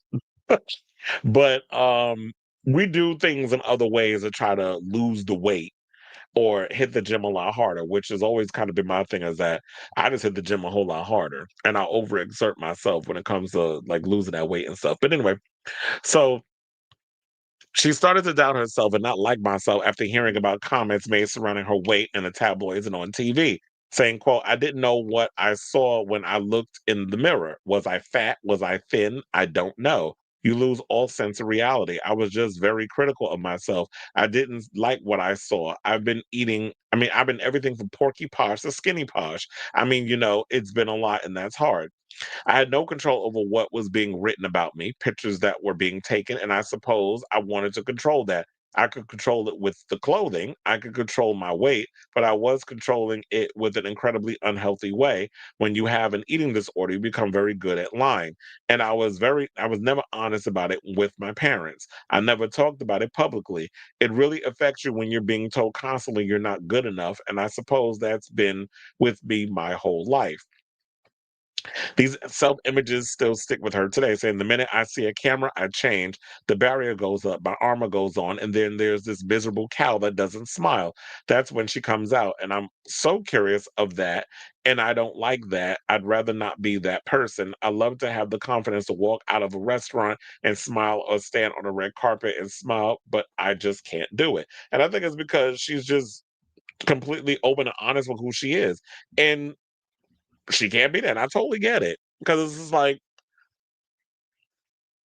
you do feel kinda awkward when you're standing in front of a camera and somebody's taking a bunch of pictures and lights are flashing and all that stuff. It's like, how do you act in those situations? You feel goofy, you feel socially awkward. It's like, am I standing right? Do I put my hand here? Am I looking do I look bloated in this outfit? Do I look too skinny in this outfit? What are they gonna say in the headline? When you sell this picture to this person, what are they gonna write and to be the narrative of this one? So there's so many things that's going on in your head, and then it's just like you just want it to be over, and then so I totally get where she's coming from, and to me, I like this idea that she did this three-part docu-series because it makes Victoria come across as very personable and not come across as this uppity stank bee that some people believe that she is. And then she talked about how, like, her fashion brand was getting great reviews, but she was bleeding money and realized in 2016 something needed to change. She said there was a lot of money being spent that never should have been spent. The losses were so big. David was investing a lot. David admits that the financial struggles did make me panic, saying, "I never saw anything coming back. We always agreed that we would support each other no matter what, but it worried me. This isn't sustainable." Victoria said she felt embarrassed, especially when the brand's downfall became public knowledge, and became really, really desperate to say what she had worked so hard for. "I almost lost everything, and that was a dark, dark time. I used to cry before I went to work every day because I just felt like a firefighter. We were tens of millions in the red." And then David recalls a tough discussion where he had to tell Victoria he could no longer invest in a faltering business, saying, "Part of that conversation broke my heart because Victoria is a proud woman," he says. "So for her to have come to me and said, 'We need some more money, the business needs more money,' that was hard for both of us because I didn't have the money to keep doing this. And eventually I was like, this cannot continue." She also brought in, they said she ultimately brought in David Belhassan of NEO Investment Partners as her business partner. During this interview in the docu-series, Belhassan doesn't sugarcoat things, saying it was a disaster. "We started to look at the press, horrible. They were like, 'This is the worst business ever.' Then you look at the book and you look at the numbers, losses, losses, losses, never made a profit. Frankly, I'd never seen something as hard as that to fix." But how did she get there? Bill Hassan chalks it up to people telling her what she wanted to hear. And that's another problem too, is that when you surround yourself, this is why you gotta surround yourself with people who genuinely have your interests at heart, and not people who are just gonna blow smoke up your ass and literally have you just believing what you want. Because I'm like, wait a minute. Now I can't have y'all sit up in here telling me what I want to hear, because I'm trying to make a profit. I'm trying to make money here. And then now you're killing my business because you're scared that if you tell me the truth, I'm gonna fire you. My thing is, you can fire me all you want. At least I tried to warn your ass. And it said, I remember one of the expenses was the office plants because she loves plants, and it was cost bitch, not $70,000. Girl, you better get you some fake ones to put up in there. Like, you got to learn to be frugal. And then there was someone who had come to water the plants for $15,000 a year, and that's only the beginning. Victoria agrees. "I hear it now, and I'm horrified, but but I allowed that to happen. And I think part of the problem was people were really afraid to tell me no. I think probably there's a power, if I'm being honest, the power of celebrity. People thought that I wasn't used to hearing no. I'll hold my hands up and be accountable for things that I have done and that I should have done and could have done differently. But I was in debt. There was a lot that had to change. I realized I lost my way." And then, at the end, it basically talks about like the show, because this whole thing leads up to her big fashion show, the biggest fashion show of her career, and how there was so many obstacles that she had to overcome in order for this fashion show to happen. And basically, they said it was, she rented a palace outside the City of Lights for the occasion, but when she can't control is the rain. So before the show, hours before the show, basically there was a downpour that threatened to halt the event, but she was like, "Oh hell no, we still do it." She said, "Fuck it, we doing the show. I don't care. No matter what happens, we're gonna do the show." And I loved her resilience. But then they said the rain stopped just before the show. But that also doesn't guarantee, you know, the show being successful because here it is, it rained. Now you got to have people sitting outside with this palace. It's wet, it's cold. You got to be dealing with a whole bunch of stuff. People already got their arms full of being like, okay, this is a failed business. This business is a mess. Let's see if she can come back. And I'm sure that the Paris Fashion Week show that she had was a success. And um, I like the fact that you know what this basically is like a David and Goliath situation. That at the end of the day, I'm fighting against the odds and I'm trying to make it. So if you have not, I should say, definitely check out Victoria Beckham's. And I know this is a long one because it was a lot to break down. But go and see the 3-part docu series that's on Netflix, so you can get to an idea of who this lady is because it's definitely entertaining. So I definitely want to hear from y'all. What do you guys think of this story? What your thoughts are, if you haven't seen it, or if you plan on seeing it, let me know in the comments down below.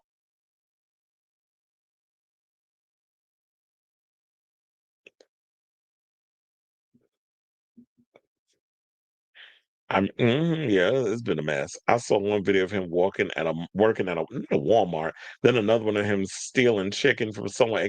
Now here y'all go with the racist stuff. Why y'all got the black man stealing chicken? And you said I should have said this in the last topic. If you stream Sabrina's new album on Spotify, you'll get a disc on the shelf with MBF recommendation list on your Spotify homepage. Bedtime Stories is on it. Oh, I did not know that. They said the only song on Sabrina's album that reminds me of anything or Bedtime Stories is a song called When Did You Get Hot, which just so happens to be one of my favorites. And funny enough, you know what? This is the best time with all of this because I feel like so many artists with Sabrina, um, so many other girls, they've been inspired. Like Pink Pantheress was about to release a remix album of her latest album tomorrow. They've all and FKA Twigs. So many artists have been inspired by Madonna's earlier catalog, particularly Bedtime Story. Well, it's bedtime. Well, yeah, I guess Bedtime Stories, Ray of Light, Confessions. Like a lot of that is like what people have been inspired by. So it makes sense that they would, Mel B's failed solo career helps her remember. Okay, because remember when she tried to come out with an album, did she do a song with Missy Elliott produced it, and it was like the background was green and Hype Williams directed it, and she was trying to be all sexual up in the trailer. How much I want to bet that she let Missy Elliott eat that box for that track.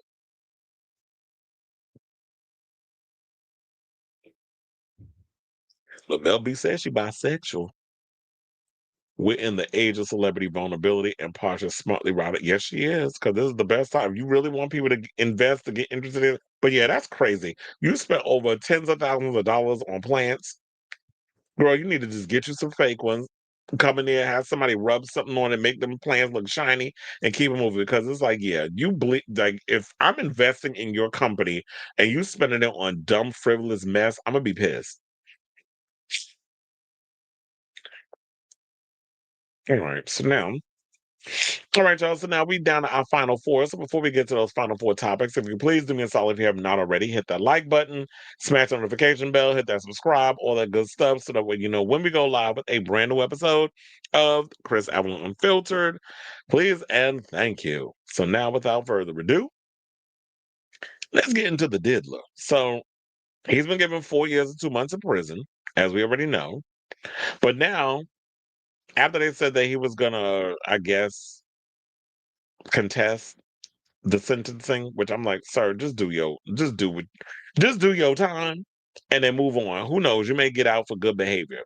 Now he's begging the judge to allow him to spend the rest of his prison sentence at a low security prison in New Jersey, where they said FCI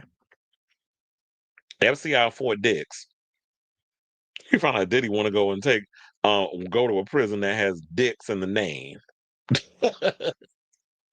So now the 55-year-old, who was found guilty on 2 counts of transportation for prostitution in July, made his plea for a cushier facility to Judge Aaron Samaranian on Monday. The notice from defense Attorney Tenny Garagos reads, on behalf of Mr. Combs, we respectfully request that the court strongly recommend a designation facility to the Bureau of Prisons in Mr. Combs' judgment. Combs' team urged the judge to move him to FCI Fort Dix, located on the McGuire Air Force Base for Residual Drug Abuse Treatment Program, which is RDAP for short, purposes and other available education and occupational programs. Garagos also wrote the change would allow him to maximize family visitation and rehabilitative efforts to tackle his drug abuse issues. RDAPs typically last 9 months. Enrolled prisoners often live in a designated section of the prison and divide up their days between activities centered around drug abuse treatment and work in educational programs. Federal prison consultant Sam Mangle told the Daily Mail the program is intense and is comparable to AA. Successful completion of RDAPs can lead up to 1 year slash. Oh, so there it is. Now you want another year cutoff from prison and sentences, according to criminal defense law firm Elizabeth Franklin Best. The firm noted that few inmates qualify for sentence reductions and that the MDC does not offer an RDAP to inmates. Combs confessed in court that his time in federal custody has been the first in 25 years that he has been sober. Well, when you don't have access to drugs in prison, of course. But then again, that's not necessarily true. There are ways that you can get drugs in prison if you need it. But I'm fixing to believe that Diddy is someone who is willing to do the work on himself and that sort of thing. And I actually hope, you know what, in a way, if this man is, even if we want to call it performative, whatever you want to call it, I'm really hoping that he's not bullshitting and he's willing to do the work that needs to be done in order to get himself better. So if this is going to be a way for him to, of course, even have moments where he could spend time with, have his kids come up and see him and that sort of thing, then I'm here for it. So I'm not going to windmill him too hard on that because I do want people to actually show that they want to, when they know better, they do better. If you're willing to put in the work, then I'm behind him on that. I mean, I choose to be naive in that way now. If you come out and show your entire ass, then we can see that it's all performative from that situation. But I choose to believe that, you know what, maybe Diddy is trying to do the work to make himself better. So um they said FCI Fort Dix opened its gates in 1992 and houses roughly 4,000 inmates. There's only about 1,250 inmates at MDC Brooklyn, according to the Federal Bureau of Prisons, which is BOP for short. Oh, we love a BOP.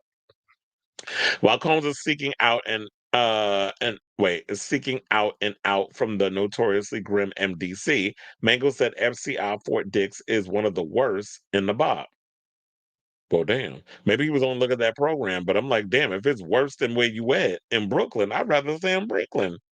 Mango also noted that although Combs would fit in just fine there, he would likely be disqualified from moving into the minimum security prison camp within the facility. He said it is generally not a place where the bot places violent offenders.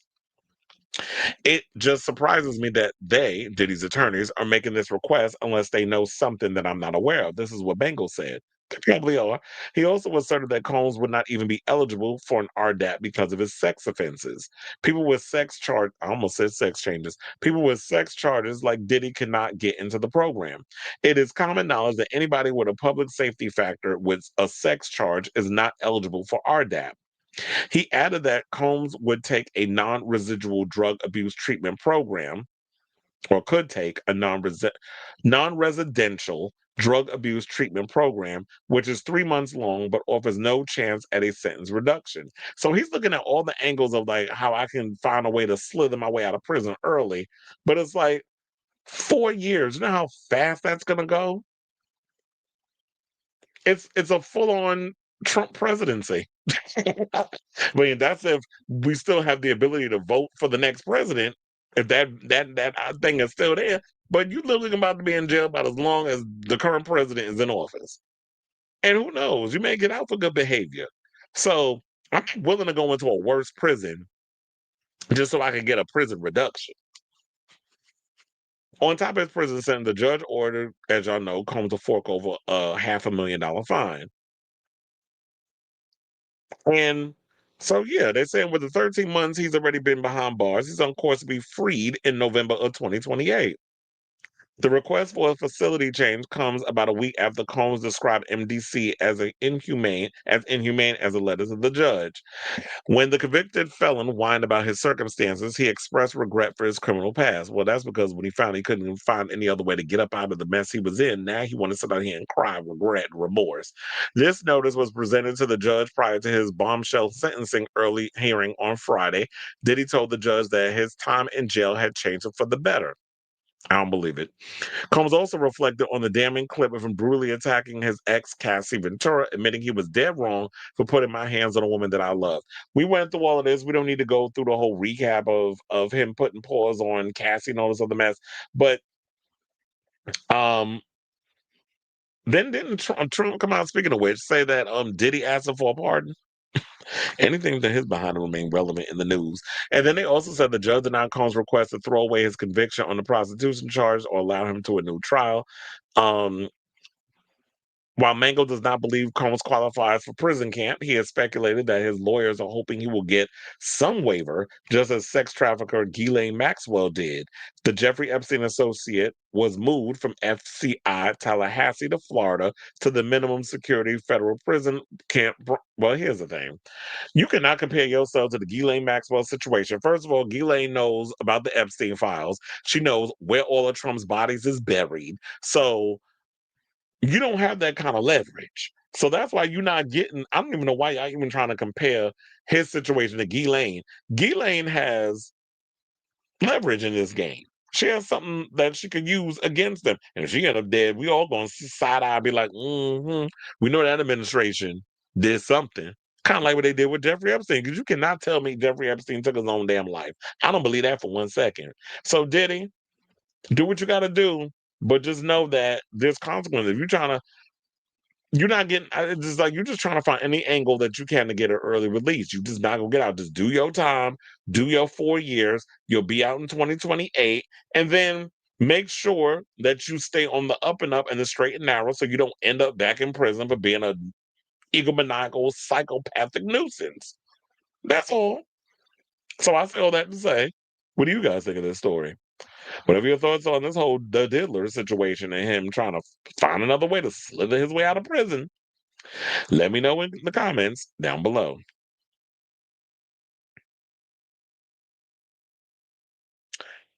All right, so now let's go from one problematic butch queen to another, and let's talk about Ryan Murphy. So Ed Gein is out. The series is what it is. People are getting, their life. Some people are liking the series. There are people who've been overtly critical, particularly a lot of the depiction of the trans allegory that has been in this film has rubbed a lot of people the wrong way. So let's talk about it. Shout out to Pink News for this story. They did a full-on expose. So, trans journalist Amelia Hansford criticizes the unnecessary trans themes in Monster, the Ed Gein story, and the creator's failure to understand their own message. There's a school of thought in psychology about the relationship between intention and impact. The idea is essentially that the intention of an action is less important than the impact. You may not have intended to verbally harm someone, but you did, and that's what matters. I believe this holds true when creating art. To its creator, intent drives the concept and its themes steering it towards its destination. To an outside observer, however, it doesn't matter who is behind the wheel. A car crash is still a car crash. Ryan Murphy, well, and we know Ryan Murphy definitely loves a car crash, which is why he had to put in that scene of Ed Gein, well, Charlie Hunnam is Ed Gein, looking at the camera saying, you can't look away. Because it's like he thrives in the whole car crash of it all. Now Ryan Murphy made his intent clear when discussing Monster the Ed Gein story following the limited series' release earlier this month. His intent was clear that when explaining that the horror series asks its viewers to question whether monsters are born or bred, and that he wanted to use serial killer Ed Gein's story to spark a conversation around mental illness. His intent was especially clear when he expressed the importance of dissuading these spurious rumors around Ed Gein's gender identity. Because it comes to the point where it kind of makes you think. And it looked like because of the Christine Jorgensen stuff that he was bringing into the show, it kind of made it seem like he was entertaining the idea that he could have possibly have been trans. We have cross-dressers, we have transvestites, and you have transsexuals. There's different versions of you know, um, when you have those kind of, those different there's different status for those different situations. And it kind of makes you wonder because he was born in the early 1900s. He started doing his crazy stuff in the 40s. So would he have been considered transgender at that time? I just think it was just a lot of things that were at play there. So a lot of times when you were equating this, especially when we're in sensitive times regarding trans people and representation and politics, being trans in politics and this current administration, the execution of the way you were trying to make that juxtaposition between Ed Gein and his feelings about gender and his gynophilia, that sort of thing. I feel like it did come across a bit transphobic, and especially in a time where we just had India Moore drag him online over the fact that he's been radio silent regarding a lot of the transphobia coming from the current administration. But you went and did a whole show called Pose, and then Angelica Ross got dragged into it and had to weigh in on her own show on YouTube. So on to the Ed Gein story, rather than distancing itself from the deeply problematic and misinformed depictions of Ed Gein as a trans fanatical crossdresser, revels in it by having him obsessively dress in women's clothes and skin, wearing lingerie and a mask constructed of the skin of a dead woman as he pleasures himself. And then it was one point where it was like he had like the full breastplate situation. It was just crazy with the way that excuse me. There was a lot of stuff that was in there. I was just like, visually, it looks cool, but where are we getting at with this? It's these active engagements with such harmful narratives, bereft of nuance or self awareness, that makes the completely imagined scene between Ed and trans actress Christine Jorgensen both cringeworthy and deeply, deeply offensive. In episode 7, Ham Radio, Ed uses an imaginary ham radio to speak directly with the people he obsesses over. In reality, he is speaking to his psychologist who has taken the role of those he is speaking with. One of them is trans actress Christine Jorgensen, who became the first person to undergo sex reassignment surgery. During the conversation, Ed likens himself to Christine, saying he identifies with her and thinks he may be transgender himself. It then cuts, and I'm not joking here, to Ed lying on bed and wearing the skin of a woman, placing a sliced off vulva under a pair of women's panties and looking at himself in the mirror in euphoria. Christine then confronts Ed in what is supposed to be a watershed moment, telling him that he is not trans, but is more likely gynophilic, meaning the transsexual is really the perpetrator of violence. Mr. Gein, we are far more likely to be a victim to be victims of violence. Let's chill. Now, I'm sure that there was nobody who was transgender that had a hand in helping out with coming up with these ideologies in the script. Didn't Ian Brennan write majority of the scripts? And Ryan Murphy was a producer. So the writer goes on to say, let's make one thing clear before I delve into just how repugnant this is. There is no evidence to suggest Ed Gein was obsessed with Christine Jorgensen. Some reports claimed he had newspaper clippings about her alongside materials about anatomy and gender identity, but that does not determine an obsession with her specifically. Now that we've got that out of the way, let's talk about the scene. It's astounding the levels to which the show's producers have mishandled the framing in a way that doesn't just fail to nip these rumors in the bud, but instead seemingly allows the viewer to draw closer ties between trans people and murderous psychopaths, which has always been an ongoing theme in a lot of horror films. Like when you look at things like Dress to Kill, and so many other things. They've always had this thing where y'all made it seem like that men who cross dress are like these serial killers, whatever the case is. There's a whole little allegory about it, like whole documentaries and things where they kind of tackle that. How are we meant to read this other than Ed speaking of what he believes he should be? The way they both sit at this fictional ham radio, positioned similarly as though they are reflections of one another. There's even a split screen showing the pair looking at each other directly. And then there's a skin suit segment. This one makes my blood boil. Self discovery as a trans woman is an embarrassing, emotional, vulnerable thing, and a key part of that is the moment we experiment with gender presentation. You sit there alone in your room, close to tears, as you try on the cheap clothes you brought online with a million deafening thoughts racing through your mind. And then, in a deeply personal moment, you see yourself in the reflection. It's not perfect, but it's you. It's finally you. Ryan Murphy and Ian Brennan took the moment and spat on it. Like their subject, they carved it away from us, morphing and stitching it into the unrecognizable thing which serves only to satisfy their bleak intentions. Well done, Ryan and Ian. You're taking something that was precious and ours and turn it into another thing for apathetic gawkers to cringe at. Even in its attempts to confront Ed's misinformed feelings, the producers fail. You could argue that this is addressing reality by coming face to face with gender dysphoria truly is. Okay, sure, let's look at it from that perspective. If we are to believe Christine is meant to represent the lived reality of trans people, then what she represents is a stunted view of gender expression. She is a conduit for a psychologist who tells Ed that transitioning should take years and years of careful analysis and flings around terms like gynophilic, which are routinely used by transphobic medical professionals to restrict health care. Congratulations, Ryan and Ian. You just promoted trans medicalism. This is why intention means nothing in art. Ryan Murphy can repeat his intentions all day long.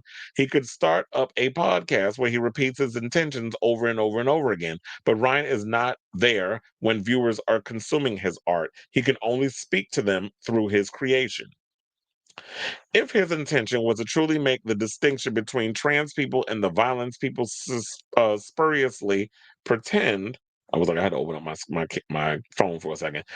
Then he has failed. He has failed at a time when right wing actors are pushing deeply hateful conspiracies about so called trans extremism. Rather than put out the fire of transphobia, he has thrown more kindling on the pile. And to be honest, I have the 1,000% agree. I was like, do you feel like they overreacting?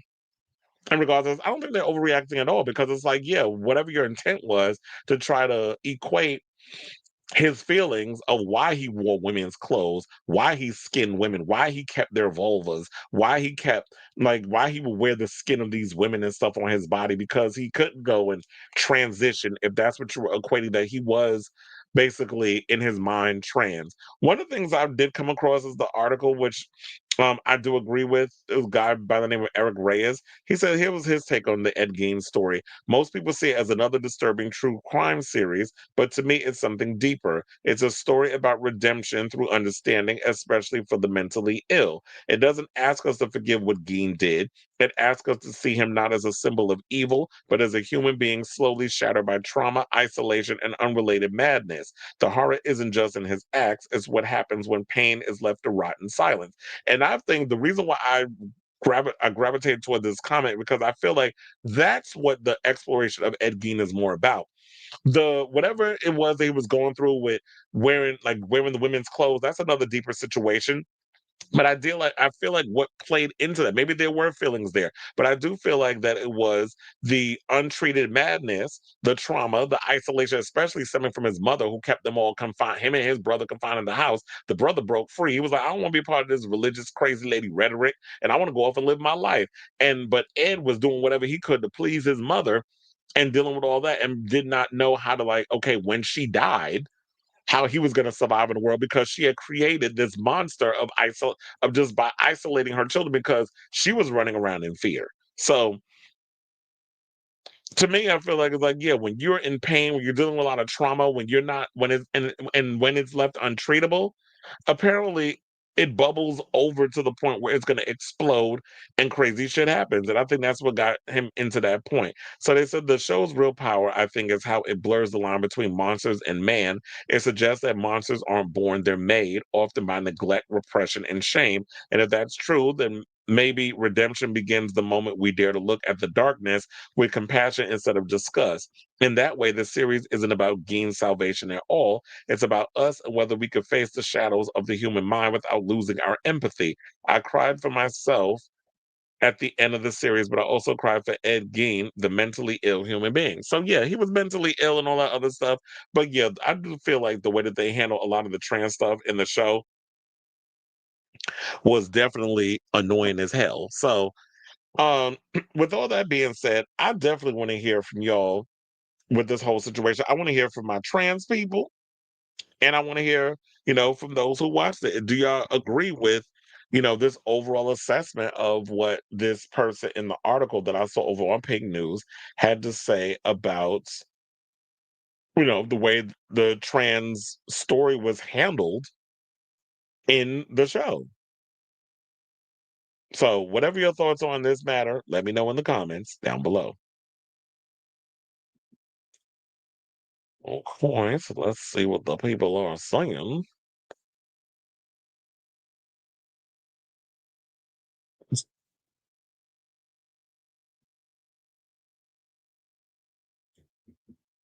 Jennifer should have said something to Joe her career concerning Diddy. Yeah, well, she said something about Bad Bunny and nobody cared.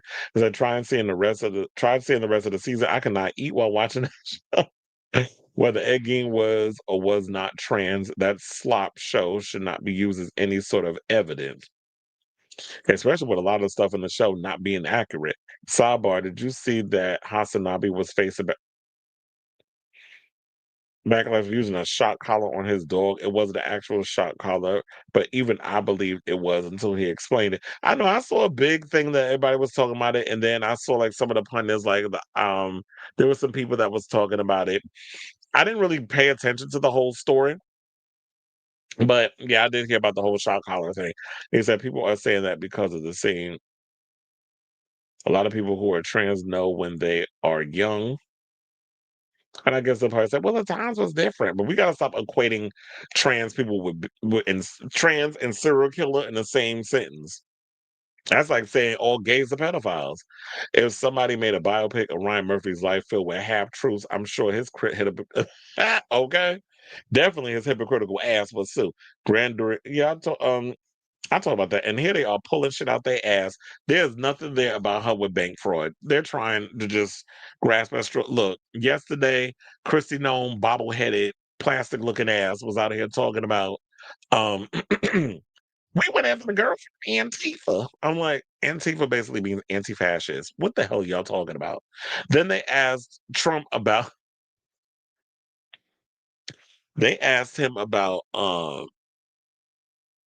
damn, what was the phrase that they used?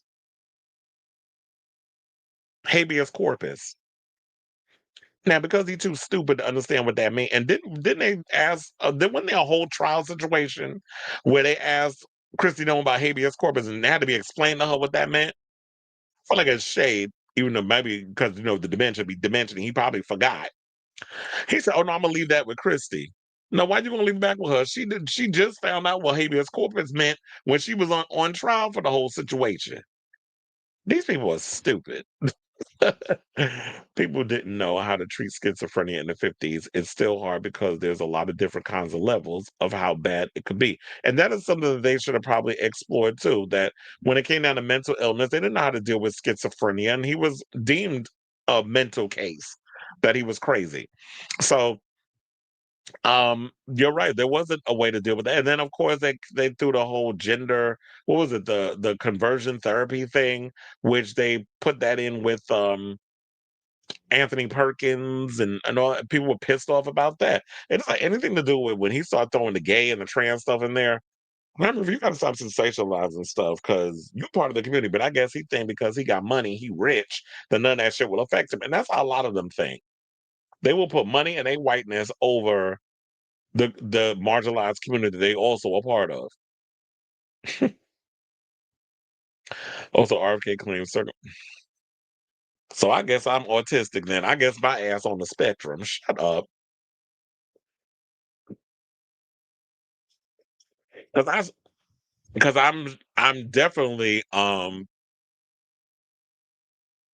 I look at RFK, he definitely gives me like, oh, we all know you were circumcised. You do not have your turtleneck.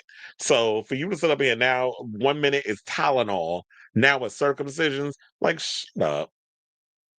When is that worm gonna eat the rest of his brain? Because every time that man talks, it's just dumb shit come out there. This whole administration is full of idiots. But anyway, let's move on to our next topic.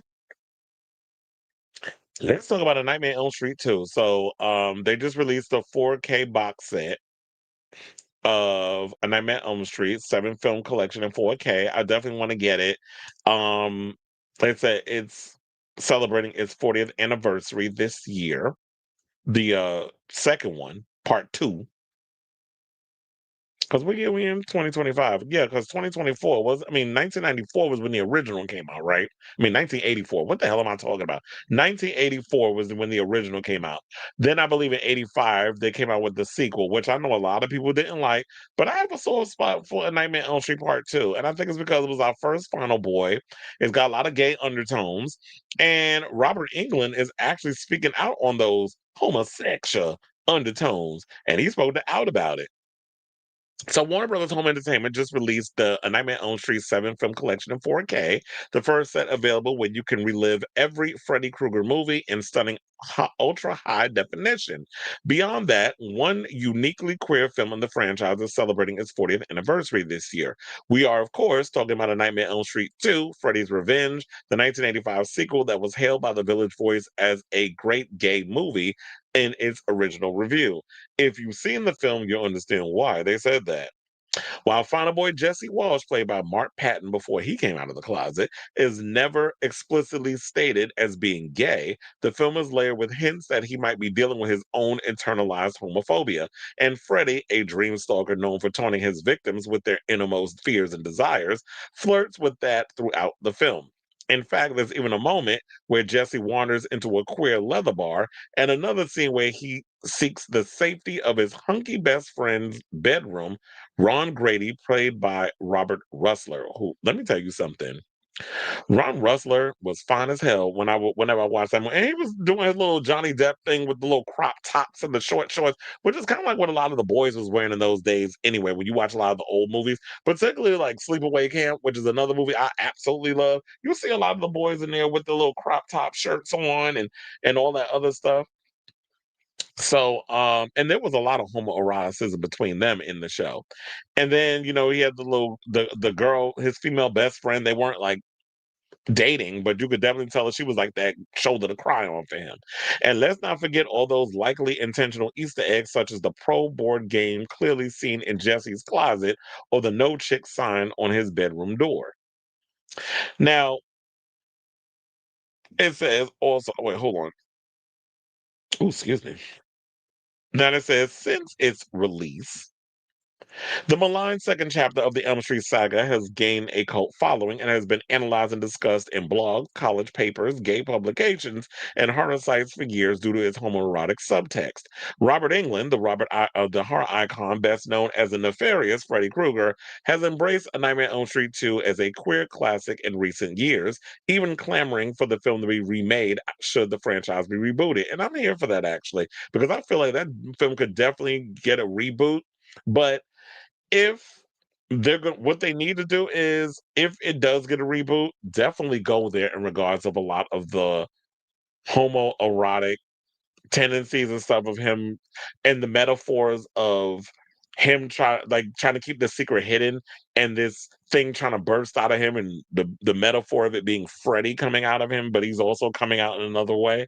So there was a lot of those metaphors in that movie, and I know we looked at it as like, okay, this movie's a piece of shit, but when you look back on it now, you truly get the film for what it is.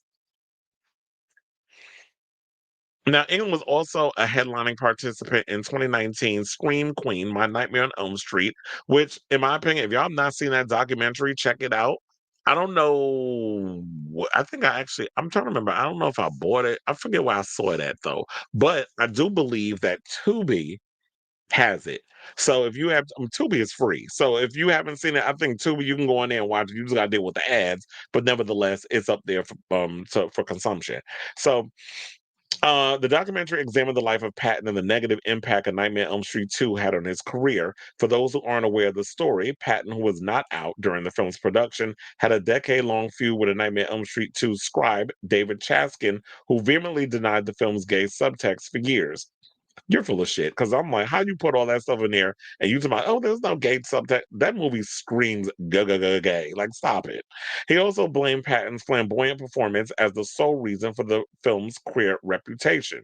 Not only does Chaska finally confess to intentionally writing A Nightmare on Elm Street 2 as a gay panic allegory, but he and Patton finally hug it out and bury the hatchet. But throughout the documentary, Englund and some of the castmates double down on the fact that the film's homosexuality subtext was always on the page. That's why I said David was full of shit.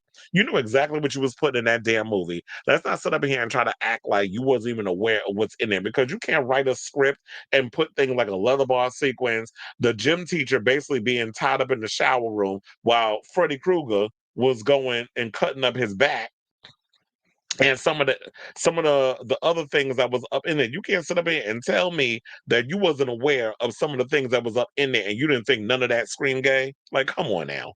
It's kind of like the who was it? I believe it was the guy who directed Fright Night. He openly said in a recent interview I was watching, he was like, "Oh yeah, we intentionally put a lot of the gay undertones in that film because it was about like when you see Chris Sarandon as the head vampire, and then the other guy who was cleaning up the mess and all the stuff that was the roommate, that was his lover. Then there was like a lot of the because it was the '80s, the AIDS allegories and stuff that was going on. So a lot of that metaphor was in there, and you can't sit up here and tell me that there wasn't a lot of that going on because the people were fearing gay. And so the gay panic thing, kid in high school coming to terms with his sexual orientation. You don't think kids was dealing with that in the 80s and the 90s? But we're talking about the 80s, so it makes more sense when you bring that up. So while out promoting the Nightmare on Elm Street 7 film collection, England took some time to take a stroll down memory lane and chat with Out about A Nightmare on Elm Street 2 and all its queer allegory. He also examines the sexual fluidity of Freddy Krueger, recalls how he and Patton intentionally accentuated the homoeroticism between Jesse and Freddy, and shares his ideas on how the franchise can be rebooted today. So, um, I was trying to see what is the highlight because I don't want to sit and go through this whole article. Okay, so he says the interviewer said you've been very vocal about A Nightmare on Elm Street 2 being a strong candidate for a modern day remake if they rebooted the franchise. He said if they do a reboot of the franchise, I think they could do part two anytime they want. It's a standalone and the culture has moved forward enough since 1985. I think we could really address some of the subtext in that film between the boys and how Freddy manipulating them and Lisa, played by Kim Myers, as the confidant of Jesse. I think there's a way to play with that in his conflicted desires because they hint at it. And I think it would be fun to really embrace that in a reboot because it's part of the fabric of that story and it's always been very popular. I understand that people are doing college papers and theses about A Nightmare on Elm Street Part 2 now. So if there's a whole audience and stuff there for that, I definitely think this movie could be remade. Maybe if y'all too scared to put it in the theater, you could do it directly to one of the streaming services. Maybe you can have Mark Patton as a cameo. He can come back as he can play the gym teacher. And then you just have like some new young up and coming queer actor come in and play the Jesse part. But I definitely think that the movie deserves a remake, but a proper one where you could really explore those themes and come up with some really cool kills and some really cool dream sequences. So then the reporter goes on to say, I'm glad you touched on that because I want to talk about the gay subtext in the original script. I recall you always saying it was always very apparent. Do you remember that moment when you were reading the script and you realized that what was really going on in the story? And do you remember your early conversations with Mark Patton about it? He said, it's been in the script, but when I got to the set, I saw the camaraderie and some dare call it flirtation between Mark and Robert Russler.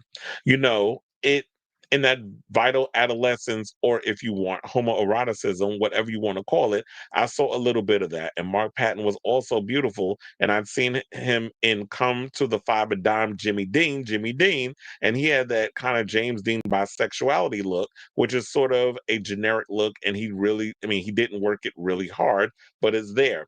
I guess the word would be Latin. So I remember talking to Mark and how when he and I worked together as Freddie and Jesse that I was going to play that a little bit with him, and I was going to tease him a little bit with that, and he was all for it. We knew that. I mean, we knew what was going on. Robert Russell knew what was going on, and he was even doing an echo of Johnny Depp from A Nightmare One with his cut-off shirt, which had become kind of iconic. Not only did all of the girls like it, but all the boys liked Johnny's belly button too. So we were playing with that. And then he talks about Jack Shoulder, the director, and Kim Myers, who was the actress, saying they were oblivious to the gay subtext. And they said that I think that Jack remembers was the clock ticking when you're directing a movie, and he's just worried about getting on with his day and getting it done. All the scenes, the special effects, the fire stunts, all the different locations. So he's not really worried about highlighting or accentuating any potential gay subtext that was in there. It was there. I mean, he probably knew it when he cast it, and he probably knew it when he staged some of it. I don't know how anybody can talk about the bar scene in that. And Bob Shea, who's a producer, obviously knew what was going on because he could have played any part he wanted in the movie for a cameo, and he decided to be the bondage bartender. So now, um, then they get into Mark Patton talking about the Screen Queen of Nightmare on Elm Street, where they said that did it when he did the documentary, did it change your perspective on the film? And he said what really impacted me about Mark's documentary is I didn't know about the tragic things he went through with his own health and his friends' health when Mark was living down in Puerto Vallarta. And he had a gallery down there. I'm regretting to this day that I just didn't go down there. My wife Nancy and I would have gone down there, and I just slept on his couch and just slept on his couch and hung out with him because it must have been so wonderful, and also to cheer him up because I didn't know he had gone through all of that. So that was my takeaway from that. He also said that, he also gets to know them talking about the college papers with A Nightmare on Elm Street Part 2 and a so-called gay horror movie, and Bob loved it. He had a couple of copies. I remember reading one. And of course, when you get academic about it, it kind of takes the fun out of it. And people want to read stuff that may or may not have been in some of the sequences, but there's definitely a subtext in the film that's going on. We use animal references a lot of times when we act, and one of the animal things that I used as an actor was a cat with a mouse just before he kills it. I always say that Freddy is toying with the mouse. He is literally toying with the sexuality of Jesse in that film. He's playing with it, and that's how I always saw it. That's in the script too. Well, I've always looked at Freddy as somebody who um does a whole cat and mouse thing and plays around with people. So also he gets into they said, "What are your views on Freddy's sexuality beyond the Nightmare on Elm Street 2? We know he torments his victims by getting into their psyche and toying with their fears and desires. Just to use a scene from A Nightmare on Elm Street 3 Dream Warriors as an example, Freddy had no issue shape-shifting into a nude female nurse only to end up tongue-tied with Joey. Would you say that Freddy is ultimately sexually fluid when he needs to be?" It said, "I think Freddy Krueger is asexual, and I think that's probably one of the things that fosters his anger and his revenge and his original crimes. Freddy's not a pedophile. I never played him as a pedophile. I never understood him to be a pedophile. Freddy is a child killer. And child killer, those very words are almost a dark punk rock poem. Child killer, it most almost sounds like a song by Jim Morrison. You know what I mean? And someone who played his sexuality fluidly, I think of Freddy as a punk thing. Freddy is a dark, dark poem. Freddy's anger may be that he never was able to express his sexuality, whatever it is or whatever it was. And that's why he's killing children because children are the future, and Freddy hasn't figured out a future for himself. That's an interesting way of looking at it because it's like, yeah, he wasn't a child molester. They made it seem like he was, but he was a child killer. And people also need to look at it as like when you're in a dream world, you can become whatever you want in order to push forth whatever evil agenda if it helps you get a hold of those people you trying to kill. So you be in a dream anybody you want. So that's what I got from that. It wasn't that he was, he became this woman. So no, he was Joey had a crush on that nurse. So he literally, in the dream, he became the nurse to get to Joey's weakness, which was him being horny and wanting to get with that nurse. That's what that was. I didn't get a whole thing about Freddie's sexuality with that. I think I was reaching a little bit too much with that. Um, but I'm also glad that I came across that part because it's good to see like people have always labeled Freddie as a pedophile, and now that he's saying like no, that's not how I ever saw him, and that's not how I played him. So people need to kind of get that out of their head. So Freddie is a child killer. He's not a child molester. So people need to get that out of their head.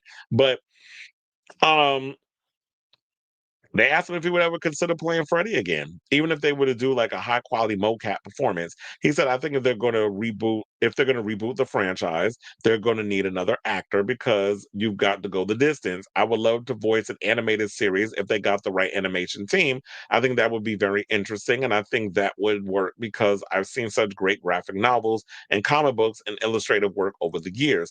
Reimagining Freddy would be fun to do, and I could do that. I would like to be invited back if they do part three. I would love to do a cameo as one of the doctors, perhaps. That would be fun, but I think they really need to get a new actor. I don't think Freddy should be CGI or motion capture. I think there's so many great effects you can do. There's so many enhancements that I'm all for. With CGI and stuff, you have to if you have to have Freddie melt or something like that, but there's so many great ways to do that. And that's why I think with him, he said like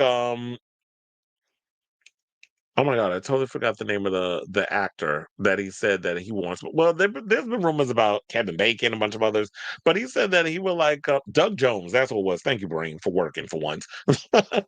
He said he wants Doug Jones to play him, and Doug Jones is like I call him a movement actor. Like he's always been somebody you put him on a lot of prosthetics and things, and he's very basically a movement actor. He was in Hellboy. He's done a lot of Guillermo del Toro stuff. So he's done Hellboy. He did yeah, he's done there was a couple of others he did. Did The Shape of Water. He did a bunch of films. So if you ever get a chance, definitely look at Jug Jones. I think that would be an interesting person that could play, but I definitely think they need to start new. We need a new type of person that could play Freddy. As much as and I love Robert Englund, but y'all have to also realize that he's much older now. And you can't go on and play that role forever. And it's a lot of physical demand that comes with playing Freddy Krueger.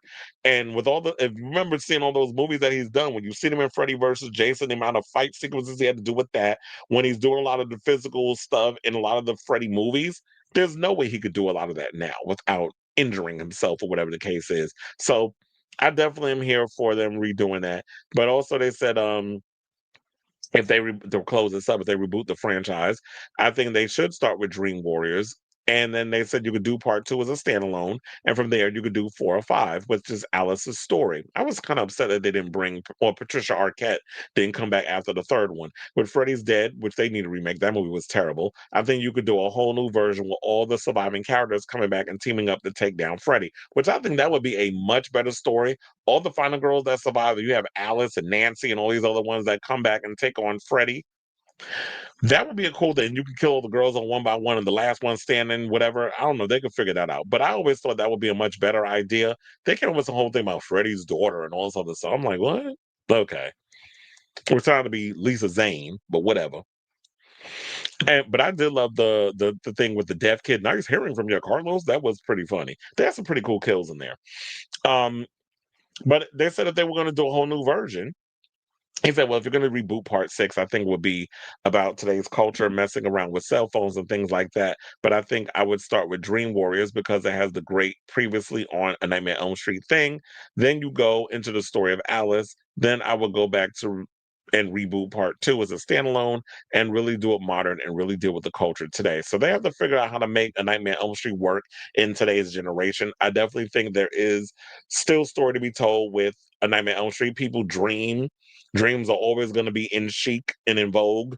So they need to figure out how to make that story work. And we just need a studio to get behind it that can get this ball rolling because we have been waiting far too long not only for a new Friday the 13th sequel, but a Nightmare on Elm Street sequel. Texas Chainsaw Massacre, they keep rebooting it, but they keep getting worse and worse. So I just think y'all need to leave that alone, unless Glenn Powell and the other guy that did Strange Darling have figured out a cool way to bring that back, which I'm hearing they're working on something. If they got a cool idea, I'm here for it. But for the most part, I've been relatively disappointed with all the sequels from Texas Chainsaw Massacre, except the one with Jessica Biel. I did like that reboot. That was a pretty solid one. But post that, I didn't even like the one with Trey Songz, and all of a sudden with that other chick who was like, "Get him, cuz." That shit was stupid. That was a dumbass movie. But and so there was that. And then Halloween, you already know. We talked about that earlier. I don't need to reiterate that. So I like Friday the 13th Part 2. I have a soft spot for it simply because we don't have that many final boys, and we need more queer-centric horror movies because we don't really have a lot of those running around that kind of give a voice to the queer audience. And queer people definitely are a demographic that love horror movies, that support horror movies, that are part of the loyal fan base. And I do feel like we need more filmmakers, writers, creators, whatever, that tap into that. I'm looking forward to seeing that Tina Romero movie that she got coming out called Queens of the Dead, where it's a bunch of club kids and drag queens trying to fight off zombies in a club in New York. I'm looking forward to that. So I say all this to say, what do you guys think of this story in regards to me breaking down that interview that Robert Englund did with Entertainment Weekly, talking about A Nightmare on Elm Street, that sort of thing, and the queer allegory behind A Nightmare on Elm Street Part 2, and all the ideas he came up with in regards of a possible, they need to remake A Nightmare on Elm Street Part 2 and really go there with a lot of the subtext. And if an interesting idea, if they want to reboot the franchise, take it from Part 3 and go on from that, but just make a standalone of Part 2. So let me know what you guys think of this story in the comments down below. So let me close these windows for a second. And let's see what the people are saying.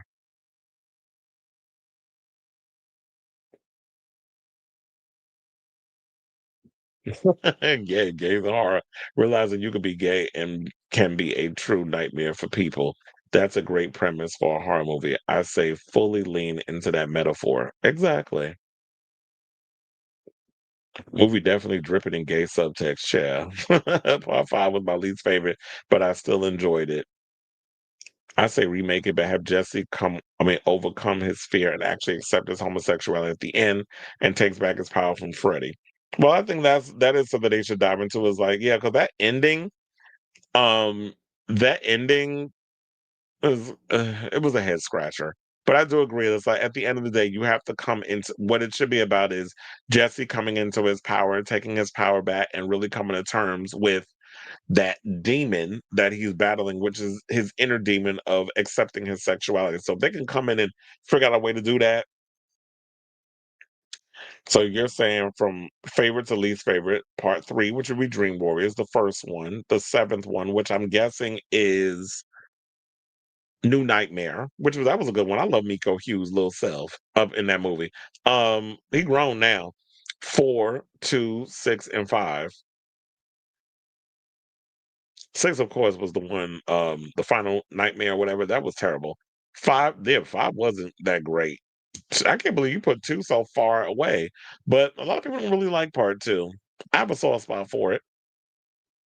One of my all-time favorite scenes is Freddy as a snake trying to eat Patricia Arquette. Yeah, that was part 3, Dream Warriors, but she called Nancy in her dream. Nancy broke through the glass, took that glass, and stabbed Freddy in the eye. He was like, "You." That was the first time they encountered each other. I'm still mad over the fact y'all killed her off in that damn movie. Hopefully, y'all can retcon that and find a way to bring her back because Nancy was a central part of the Nightmare on Elm Street franchise. They should not have killed her off.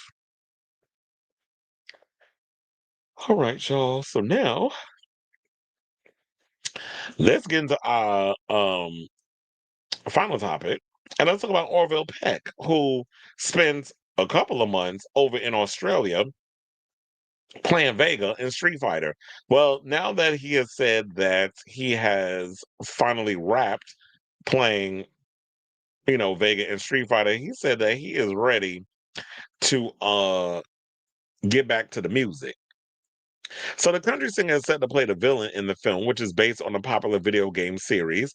Vega is one of the highest ranking minions of Street Fighter's main antagonist, M. Bison.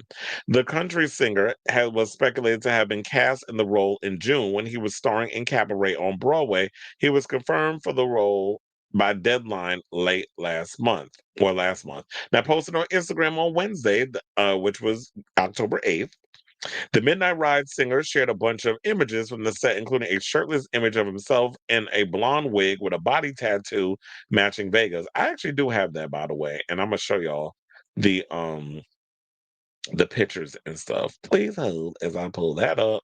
So yeah, there's him there. You know, he will always try to find a way for y'all not to see his face. And then the tattoo looks crazy. And then there's pictures there. I guess that's him with Chun-Li. And then it's some more people. I don't know who they are. Then they showing him, I guess, practicing his martial arts. The cheeks was cheeking. Mama, that's Hadouken. And then I guess these are the toys. Some of the I'm assuming, oh wait, I forgot he was in this movie. And then of course I guess that's the chick that plays Chun-Li. David Dastmalchian. We love him. He's all this dude's a wrestler. So he's in there too. Another picture of them. And I guess that's him on set again with the mask. And so I guess, it's I'm surprised he ain't got no pictures of him and 50 Cent. Because he's in that movie too. Also, Andrew Scholes is in it. That's kind of like what's rubbing me the wrong way in regards of some of the some of the actors that y'all chose to be in this movie. But I'm gonna see it anyway. Quite frankly, to be honest, I'm more of a Mortal Kombat fan than a Street Fighter fan, and this movie can't get no worse than the one they made with uh Jean-Claude Van. I almost said I was going through all the lists of 80s action star before my brain settled through the file and came in on Jean-Claude Van. I was like, wait, why am I thinking of Sylvester Stallone? Why am I thinking of Arnold Schwarzenegger? It was him. And then also, remember, Ming Na Wen was up in it, and Kylie Minogue. It's playing Cammy. Speaking of which. So yeah, he said, by 2 months in Australia, making the at Street Fighter movie have come to an end. The experience brought me so many unforgettable memories, challenges, and above all, a cast and crew that I love to death. The amount of hard work, commitment, laughter, and tears that went into this film will probably only ever fully be known to us, but I can't wait for the world to see the magic and integrity we set out to create on set every day. Peck brought the caption to a close, saying, time for the spotted horse to get back to my music and hanging out with my dog. But until October of 2026, Mama, that's a Hadouken. As well as confirming the Dead of Night singer has finished his scenes for Street Fighter. The Post hinted at new music. Peck's last solo album was 2024's duet-filled Stampede, which featured Midnight Ride, a collaboration with Street Fighter co-star from back in the 90s, Kylie Minogue and Diplo. Now, Street Fighter is directed by Kitao Sakurai and is aiming to be released on, as he said, he said October 2026, but specifically October 16th, 2026.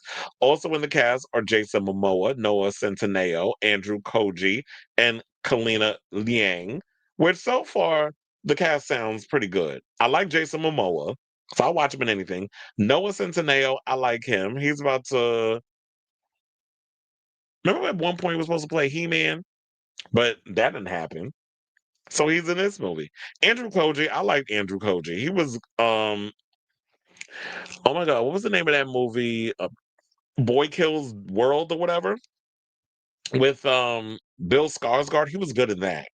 I also like him in Warrior, which was a show. I was so mad they canceled it after 3 seasons. It was on Cinemax.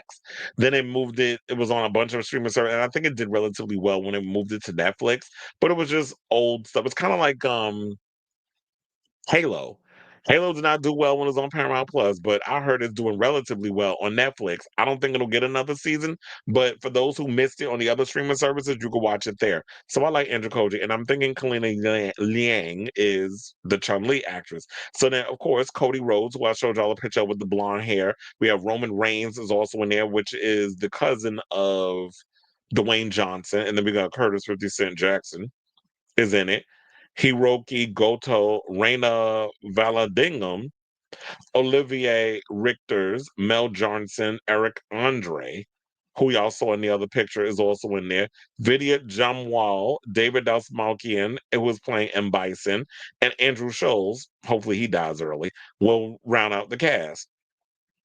As reported by Deadline, a synopsis for Street Fighter reads, set in 1993, estranged Street Fighters Ryu, played by Koji, and Ken Masters, played by Centineo, are thrown back into combat when the mysterious Chun-Li, played by Liang, recruits them for the next World Warrior tournament. A brutal clash of fist, fate, and fury, but behind the battle royale lies a deadly conspiracy that forces them to face off against each other and the demons of their past. And if they don't, it's game over.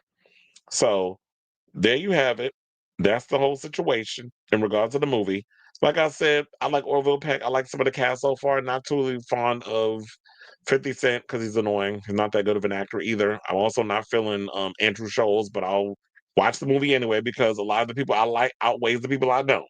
So, but also I'm more hyped, as I said, for Mortal Kombat than Street Fighter. And I think it's relatively dumb that Mortal Kombat decided to push their movie to 2026 instead of sticking it out for, I believe, November of this year. Or was it this month, actually, we're supposed to get it? They decided to move it. And I'm like, there was so much hype around this thing, and y'all decided to postpone it until, like, I believe March of 2026. You better hope the hunger for it is still got people excited months from like next year versus when we had it before then. Y'all better hope that momentum is still there. But nevertheless, shout out to Orville. At least we got a homosexual doing an action movie. Even though I don't think he's playing a homosexual, but at least we got somebody who's gay and they can show like, yeah, just because we homosexuals don't necessarily mean that we can't fight or at least learn how to fight. So I definitely want to hear from y'all. What do you guys think of this story regarding Orville Peck saying that, yeah, we done filming Street Fighter. Well, he's done. I think they're still working on it, but he's done with his parts and all the other stuff. So let me know what you guys think of this story in the comments down below.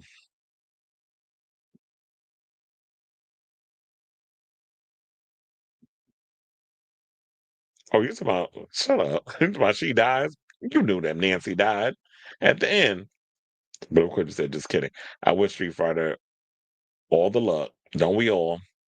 Me too. I played all the Mortal Kombat games. I haven't played many of the newest Street Fighter's never really been my ministry. I was more or less I was a Mortal Kombat fan more. And anything Mortal Kombat that came out, I was more hyped for that than I was Street Fighter. And if I'm not mistaken, Mortal Kombat was the first video game movie adaptation to come out before Street Fighter.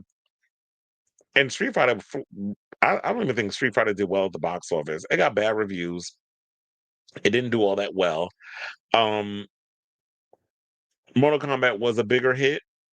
The second one was terrible, but they'll probably turn bigger gay. But I do hope have a decent fight scene and they don't kill him off in the first scene he's in. I don't think he's gonna be killed off first. I mean, they did say that he's like right up under M. Bison, like he's like one of his biggest, guys. So I think that based off of the synopsis and the backstory and everything, I definitely think that Vega will have a much prominent role in the film. We'll see the way how they treat the characters, but I'm assuming that I don't think he's gonna die too early. Well, at least I hope not. So yeah, there's that. All right, y'all. So now we're at the end of the show. I want to thank you all for tuning in to the latest episode of Chris Avalon Unfiltered.